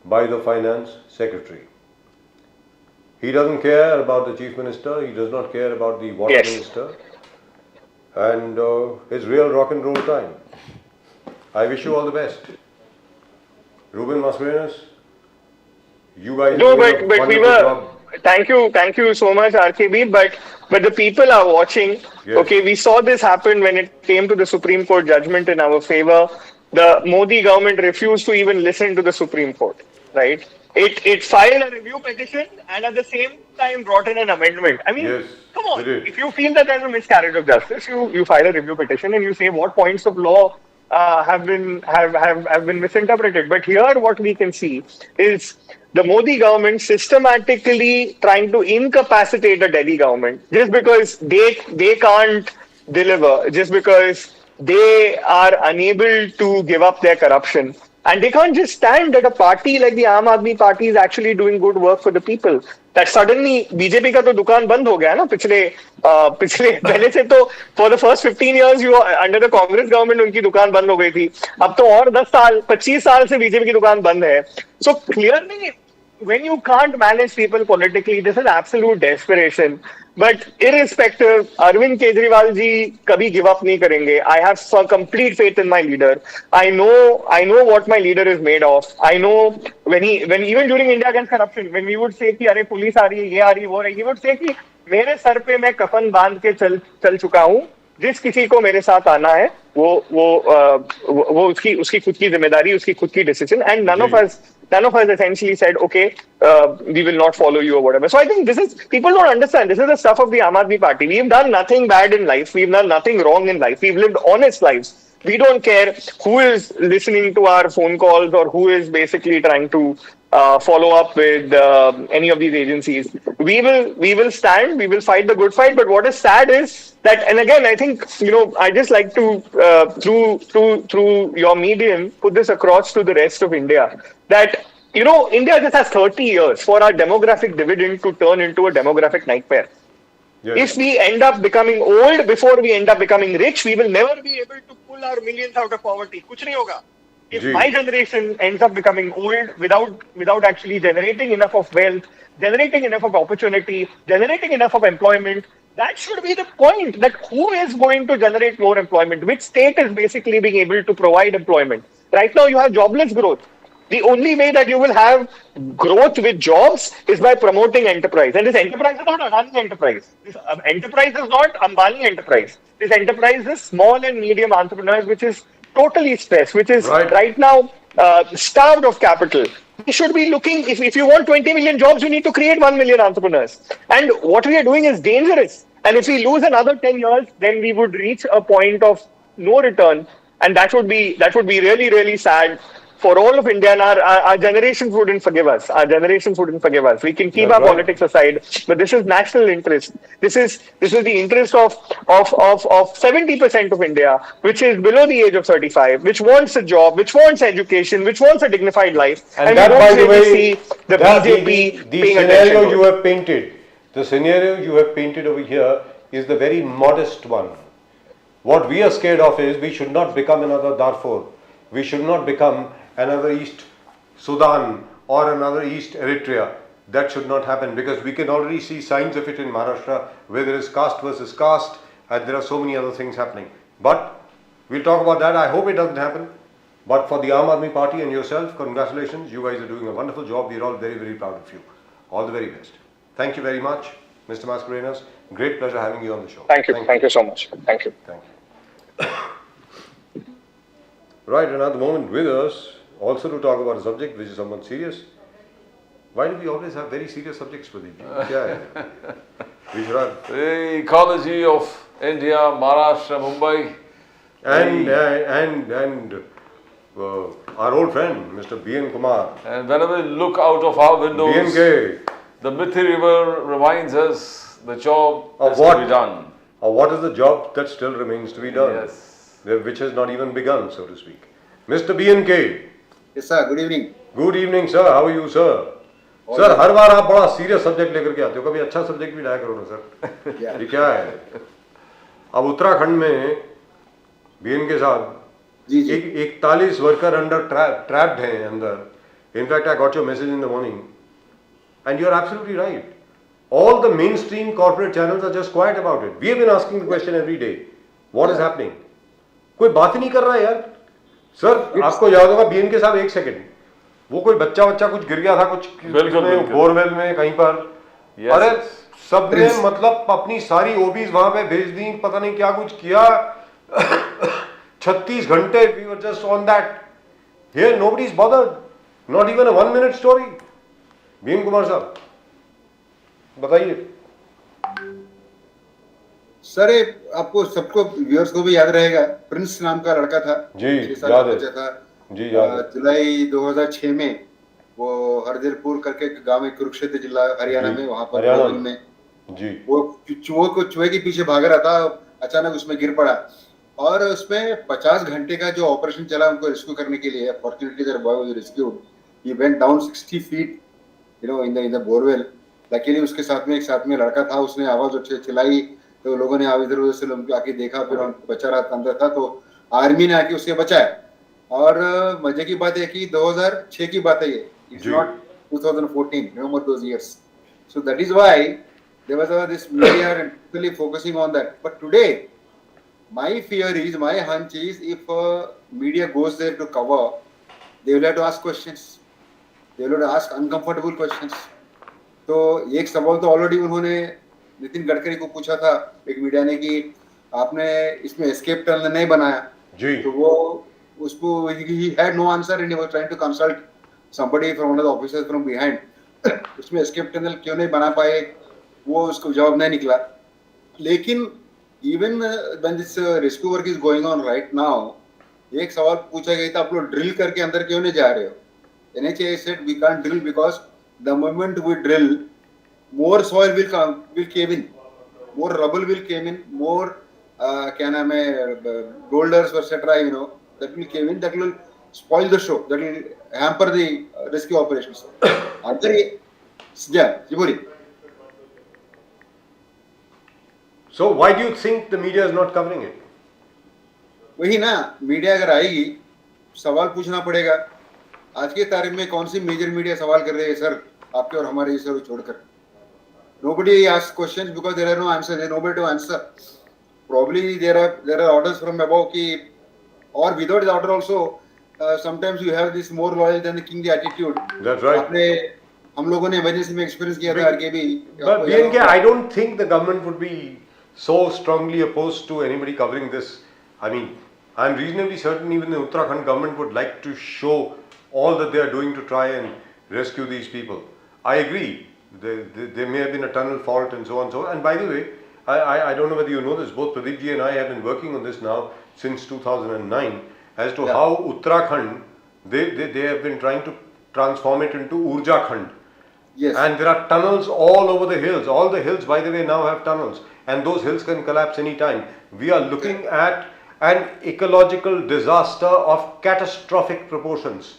Yes. Just like you mentioned, in fact, in your message also you mentioned, कि वो जो हिमाचल प्रदेश में अभी जो बाढ़ आई थी, you have destroyed the entire hill. You have made 5-star hotels. You have made 10-story and 15-story hotels on hills which can hardly support 1 or 2-story houses.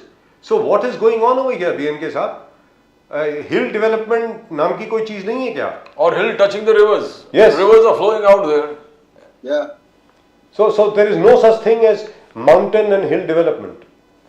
Actually मैं भी फैमिली के साथ में चारधाम यात्रा में गया था in the place and Chardham वो एक आस्था की बात है कि वहां पर जाएं, वहां पर मत्था टेक कर आए, यमुनोत्री, गंगोत्री, केदारनाथ, बद्रीनाथ. लेकिन वो एक कठिनाई उठाकर कष्ट लेकर जाना एक बात अलग है. Now you know what the government trying to do is sadly, very sadly trying to convert them into picnic spots. 1000 kilometre का रास्ता बना रहे हो, wide highway, through the tunnels, with the tunnels, through the hills etc.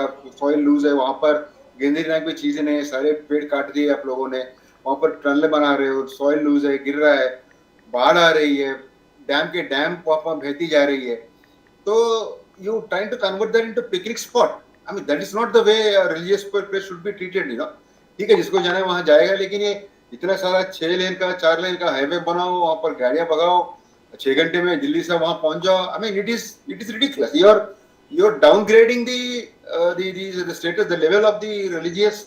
In fact, the latest report says that the charcoal content and the carbon content in the Gangotri glacier has gone up to dangerous levels because of the helicopter services. Yes. So what are these guys doing? Don't they know that's the origin of the Ganga? You're going to destroy the Ganga at the origin. Correct. So, in fact, when we went to Gangotri, we were trying to take a dip there. जैसे हमने डुबकी लगाई, ऊपर ही खड़ा हुआ, पूरा sir के ऊपर मिट्टी मिट्टी थी. There is construction, there is digging, there is sand dredging going on in that area. पूरा का पूरा पानी brown था. It was so horrible. Why have we come here? At the Gangotri. And sad. Luckily, down towards Haridwar and Rishikesh, particularly Haridwar, it's pretty clean because they have diverted all the shore water from entering the city during the 86 कुंभ के time पे जो हमने वहां पर जाके cover करी थी. That time they started the Ganga cleanup operation. So Haridwar is fairly clean, but otherwise even at the source point, it's bad. It's still that is not only Ganga, but all the holy rivers all across the nation. Wherever you talk about holy dip, whether it's river Pamba in Kerala or you're talking about your rivers where you've been in the north, everywhere they don't see the government has failed to keep the pure sanctity of the holy rivers. Our own Narmada. Yes, you got the sewage in, you got all kinds of people throwing all kinds of things, waste into the rivers, holy rivers, and see, there has to be a national consensus and a strong leadership to see that the rivers are pure and holy, that they talk about or we find them in the Puranas. Don't you think the government has a big responsibility? B.N. Kumarji. Government has a terrible responsibility, quite a bit of responsibility. Other than the government, accountability and responsibility should flow down the line. हम जाके COP26 वगैरह में 24 में बड़ी बड़ी बातें करके आते हैं, कार्बन लेवल डाउन करेंगे, ये करेंगे, डिपेंडेंसी ऑन फॉसिल फ्यूल्स कम कर देंगे. यहाँ पर आने के बाद में बोलते हैं फुल प्रोडक्शन बढ़ाओ. और दैट इज वन. नंबर 2, जो भी एनवायरनमेंट का इंचार्ज है, that guy should be made accountable. आज के तारीख में समझो I am the principal secretary environment. Tomorrow I am transferred to CIDCO as a managing director. So when I go to CIDCO, should I not be carrying that luggage, that good luggage in fact, of the knowledge that I gained as an environment officer? But Sidco क्या कर रही है? Sidco is the biggest culprit, biggest contributor to environment destruction in the so-called planned city. So it is Pradeep, it is not only the government's responsibility, like they've done in Swachhata Abhiyan. The responsibility should flow from top to bottom, not bottom to top. It should be top to bottom flow. Everybody, including the elected representatives, should be made responsible. आज आप कहते हैं इंदौर बहुत clean है, क्यों? Even the corporator of the particular ward in that area is held responsible. वहाँ कुछ कचरा दिखा, he will be punished, he will be pulled up. So that kind of responsibility sharing should be there in environment. And as I discussed last time, environment should be made an election issue. It should be part of the manifestos. I didn't complete the subject that time. It should be part of the manifestos. We should insist on that. Implementation. Now we talk about the tunnel collapse. You got the people who have been trapped in the tunnel. Now we have got great infrastructural projects going on around Mumbai, Navi Mumbai, Thane.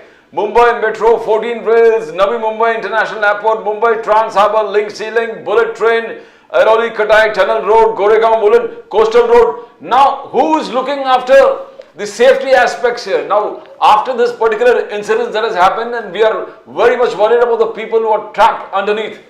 Now as environmentalists, have you taken up this safety issues where these kind of huge projects going in and around Mumbai, Thane, Navi Mumbai, infra projects? B.N. Kumarji. Yeah, we have been taking it up at various levels. In fact, I've been in regular touch with the Prime Minister's office, keep writing to him. And for whatever I write to him, he religiously on-passes them to Ministry of Environment. In fact, as far as the hills is concerned, आपको याद होगा इरशादवाड़ी जो अपना मुंबई के नजदीक, हमारे नई मुंबई के नजदीक खोपोली के पास जहाँ पर लैंडस्लाइड हुई थी during the monsoon, वहाँ पर काफी लोग मर गए थे, and almost the entire village got washed away. But for 23 families out of 90 families, more than 50-60 families have been washed away. तो उस टाइम ही हमने एक सजेशन करी दी थी प्राइम मिनिस्टर को कि there is no hill development regulatory authority. आपका coastal management coastal zone के लिए there is MC CZMS coastal zone management authority at every state level. As far as hills are concerned, उसका माँ बाप कोई नहीं है. कोई भी जाके हिल पे कोई भी कुछ भी कर सकता है. Once in a while environment comes in. अगर झाड़ वगैरह होगा, पेड़ वगैरह होगा, तो आपका फॉरेस्ट डिपार्टमेंट आगे बोलते हैं यहाँ पर पेड़ है, पेड़ मत काटो. मैं पेड़ छोड़ के बाजू में ये करता हूँ, या तो फॉरेस्ट वाले को खिला पिला के अपना काम कर लेता हूँ. इसीलिए there is a requirement of what you call regulatory authority. So that suggestion was forwarded to the ministry of environment. अभी मैंने एक आरटीआई पिटीशन डाल के फॉलो अप किया था उसके ऊपर कि आप लोगों ने क्या किया, do you have a environment regulatory, I mean hill development regulatory authority और hill development regulatory mechanism. Unfortunately, reply आया था as expected. They don't have any such measure. They don't have. There is none. That is very sad part. And by the way, I remember this. BNK, I don't know whether you remember this. No, hang on a minute. You remember this because you talked about the 1986 floods. Rajiv Gandhi was the Prime Minister. And Rajiv Gandhi, if I remember correctly, was at that time in what was called Uttaranchal, now of course it is Uttarakhand. He had said, he himself had said, I still remember that speech, कि जो planes की development है वही ला करके हम लोग hills के ऊपर डाल देते हैं. हिल की डेवलपमेंट बिल्कुल अलग होनी चाहिए.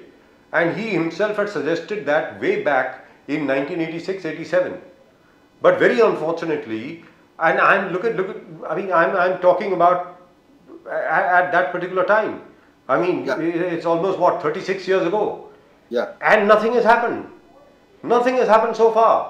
Every disaster, we wake up, we say, hey, we must do something, and as soon as the disaster is over, we go back to whatever it is we were doing. BNK sir. आप देखें Kerala, we are such a huge disaster. Yes, we did. लेकिन बोल रहे थे केरला के बाद में it can be any other place. बाद में कर्नाटक में कुर्ग में हुआ. अभी now Goa is sitting on a bomb. अपना रत्नागिरी क्या नाम है, कोंकण में तो होते ही रहते हैं इस टाइप की tragedies. Entire Konkan stretch is full of this because of mining, unplanned development, uncontrolled, unchecked quarrying. With the quarry क्या होता है, आप समझो एक हिल के एक पार्से हिल के ऊपर आप क्वारी करोगे, आजू बाजू के एरिया भी पूरा लूज हो जाता है ना because of the plastic. That's right. Correct. That these people, our friends, don't realize. Or even if they realize, probably they keep quiet. अभी ये हिल्स के ऊपर this kind of a tunnel that they made, it wouldn't have happened because of the blasting. वो blasting की वजह से सारा के सारा सॉइल लूज हो गया. एक अभी कल को अगर ज्यादा बारिश होगी वो पहाड़ बह जाएगा सर जी नीचे से. That's what an expert from the US has warned, by the way. An expert from the US has warned that might happen, that there might be an avalanche in and around the tunnel. Yes. That if you indulge in major digging over there, that might destroy the entire thing. So now what we are planning is, what we are planning now is probably next week, within a week or so, I'm talking to my lawyers. We'll be moving the NGT, to impress upon the government to set up a hill development regulatory authority. Because even if you go to court will say, "आप existing mechanism पहले खत्म करो, फिर हमारे पास आ जाओ." So इसलिए to save time, to save even the court's time, we'll go to NGT first, and my lawyers are working on it. Right. Probably next week we will work on it. And now that the Environment Ministry has confirmed to me in writing that they don't have the mechanism that puts them in a strong legal position to argue it out for such a mechanism. So let us see how it goes. But what Pradeep ji mentioned just now with regard to Pamba River and Kerala, you also mentioned Kerala just now.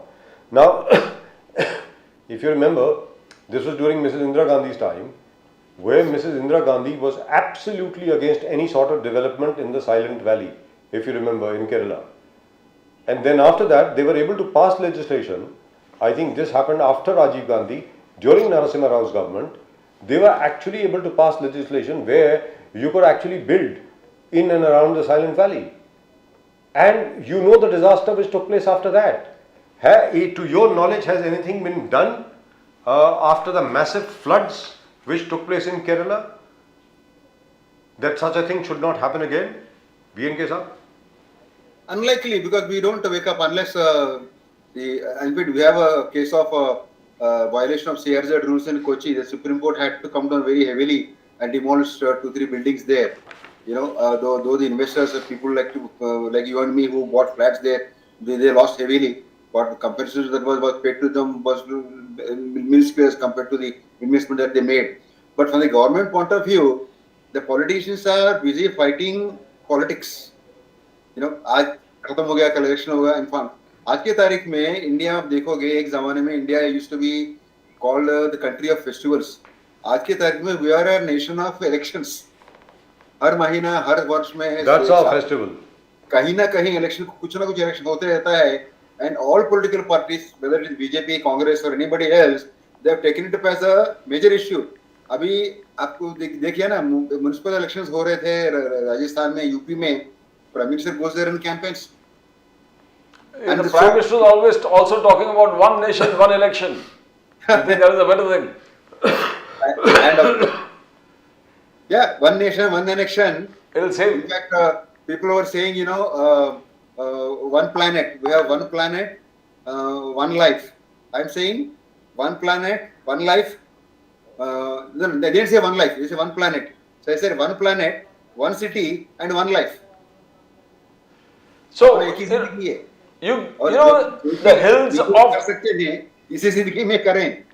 Hills of Thane, your hills are full of construction.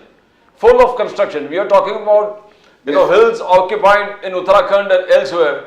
Mumbai, all the hills, you call Ghatkopar, is filled with houses, and the BMC has spent another 1,000 crores on creating roads, creating toilets, creating safety walls. Your hills in Thane also full of construction. Now the government seems to have a deaf ear to environmentalists pointing out the hazards that come along with it. We have not been able to do much. Mumbai, Thane, Navi Mumbai, the hills, nothing has been done, and the growth of population is increasing continuously there, which was just small houses have become ground plus 2 in most of those places. Population increase in the hillsides. Now, how are we going to tackle this problem? Mumbai, Thane, Navi Mumbai. Illegal settlements of the hills. यही ना कि the person, the administrator there, he should be held accountable and responsible for it. It is collector's area. The hills are supposed to be collector's area, revenue area. The collector, if you suppose there is a quarrying taking place, collector gets what you call a royalty out of it. So administratively, he controls them. So it is his responsibility to make sure that these kind of things do not take place. Unfortunately, under political pressure, everything is ignored. आपको याद होगा Yeoor hills में जब construction चल रहा था, I think it was Chandrasekhar who was a collector at that time. He tried to stop it, and within 2.5 years he was transferred.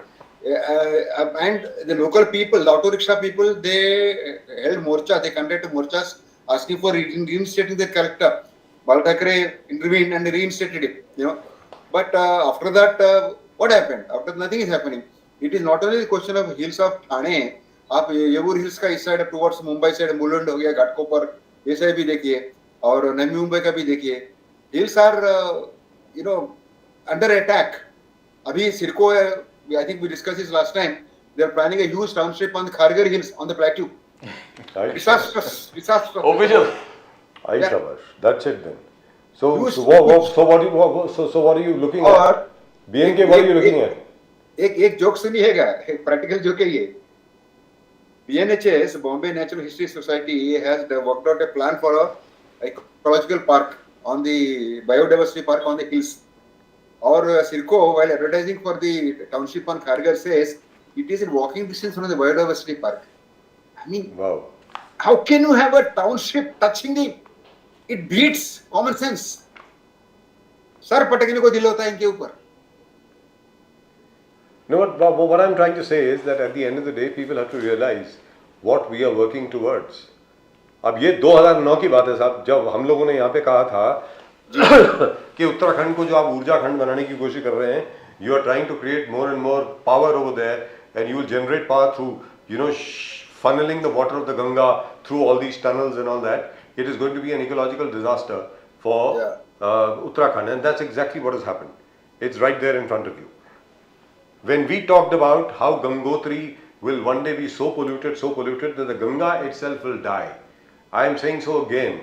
What we are doing over there on the Gangotri and on the course of the river, of the holiest river of India, we are killing the river. We are killing our mother. We call the Ganga mother. We are killing her. अपनी माँ को मार रहे हैं हम लोग. सीधी सादी बात है. आपने बड़ी कोशिश करी है, साफ किया है, साफ सफाई करी है, न जाने क्या कुछ किया है, लेकिन जैसे आपने कहा बेन के साहब, साफ सफाई सोर्स से होती है, बीच में नहीं होती है. You have to start from the source of the river, just like what they are doing over here to the मिठी river. यहाँ पर मिठी river में बीच में आप ड्रेजिंग कर देते हैं. अरे जहाँ से वो रिवर आ रहा है, जहाँ पर इतने ज्यादा ऑयल मिक्सिंग के पता नहीं क्या क्या है सारी, और अनट्रीटेड सुवेज हर उसके अंदर घुस रही है मिठी रिवर के अंदर. What can you do? So these guys don't realize what they are doing or what? We know the answer to that. I mean, or do they see an opportunity in every disaster that they create? BNK sir.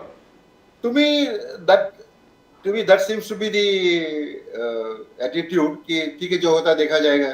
अभी आप देखिए ना, I'll give you another small example. We are constructing this Navi Mumbai airport, which Pradeep mentioned. Huge infrastructure project coming up. Yes. Infrastructure होना चाहिए airport की. We require a alternative airport for Mumbai. Mumbai is bossing it seems. जरूरी है. लेकिन करते करते आपको environment के ऊपर भी ध्यान देनी चाहिए. So to obtain environment clearance हम लोगों ने एक एयरपोर्ट वालों ने एनवायरनमेंट इंपैक्ट असेसमेंट करवाई, सेकंड असेसमेंट. उसमें दे क्लियरली मेंशन कि there are the wetlands which are around this airport area, they have to be maintained as per BNHS because the birds which come they land there, they take rest, and these 5 wetlands are supposed to be the satellite wetlands of the Ramsar property of क्या नाम है आपका Thane creek flamingo century का ये satellite wetlands है. यहाँ पर 15 centimetre से ऊपर से पानी चला जाता है. This birds go on rest there. अगर ये वेटलैंड आप खत्म कर दोगे, birds will go straight away land at the airport area because there is slightly high ground. थोड़ा दलदली एरिया है, थोड़ा हाई ग्राउंड है, समुद्र को पानी को लग के है वो एरिया. वहां पर लैंड करेंगी बर्ड्स, वहां पर हजारों की संख्या में आएंगी, तो फ्लाइट को टकराने का डर है. इसीलिए आपको जो बर्ड का डेस्टिनेशन है उसको मेंटेन करो, एयरपोर्ट भी रखो. Fine.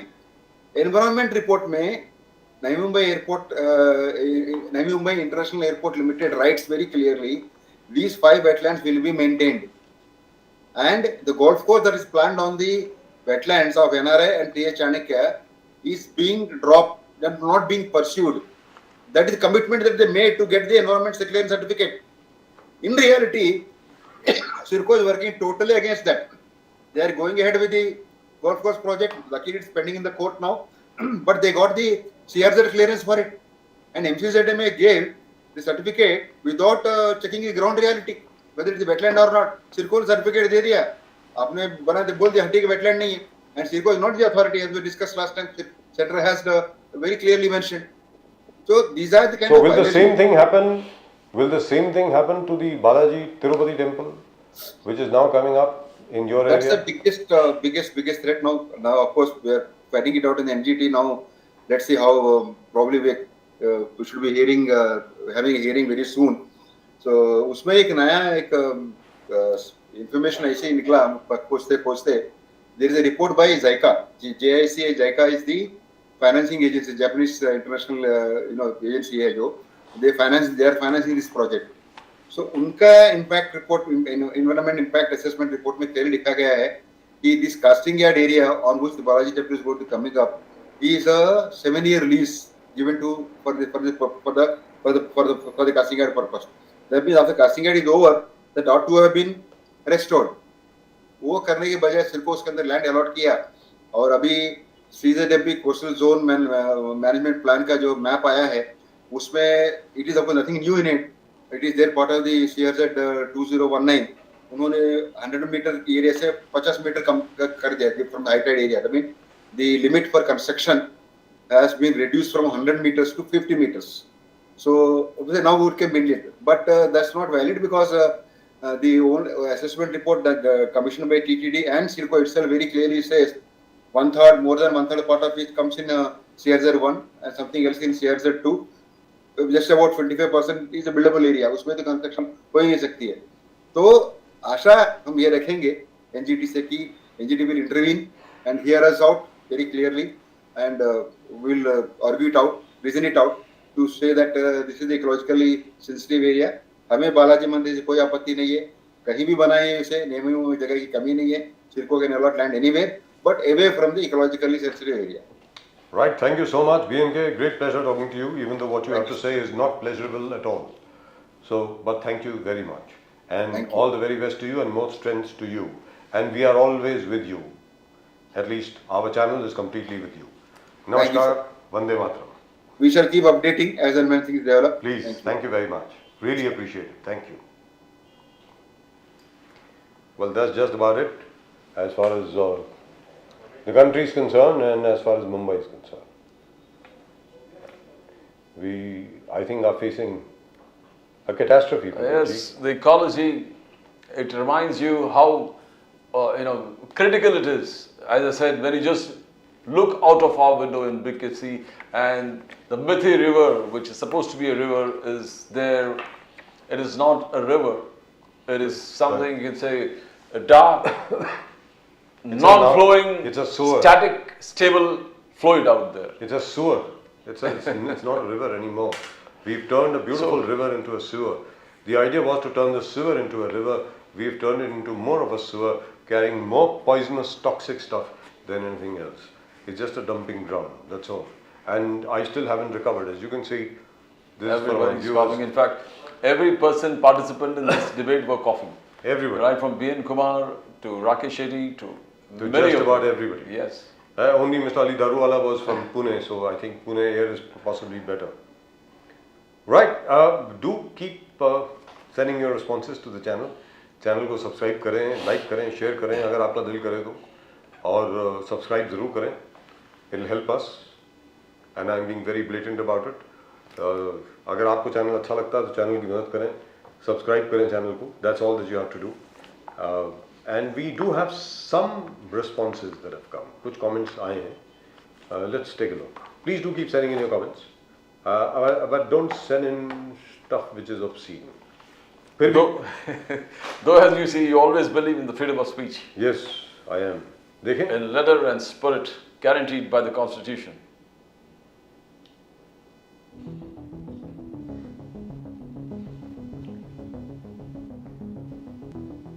This is for the World Cup. The who knows who. Justice for Sushant Singh Rajput, Dayavati 6614. Right. At least somebody's talking about Sushant Singh Rajput still. And this is, मैं depress नहीं हुआ क्योंकि मुझे पता था आएगा और हम हार जाएंगे. Right. That is Rajesh Prasad 4276. Obviously a congressman. जी. आगे चलिए. All right, just two. Okay. Well, do keep sending in your comments, and we'll try and read out as many as possible. For that's just about it for tonight's show. आज के show में सिर्फ इतना ही. प्रदीप जी और मेरी तरफ से आप सब लोगों को नमस्कार. जय हिंद, जय महाराष्ट्र, जय भवानी, जय शिवाजी. वंदे मातरम. Vande Mataram.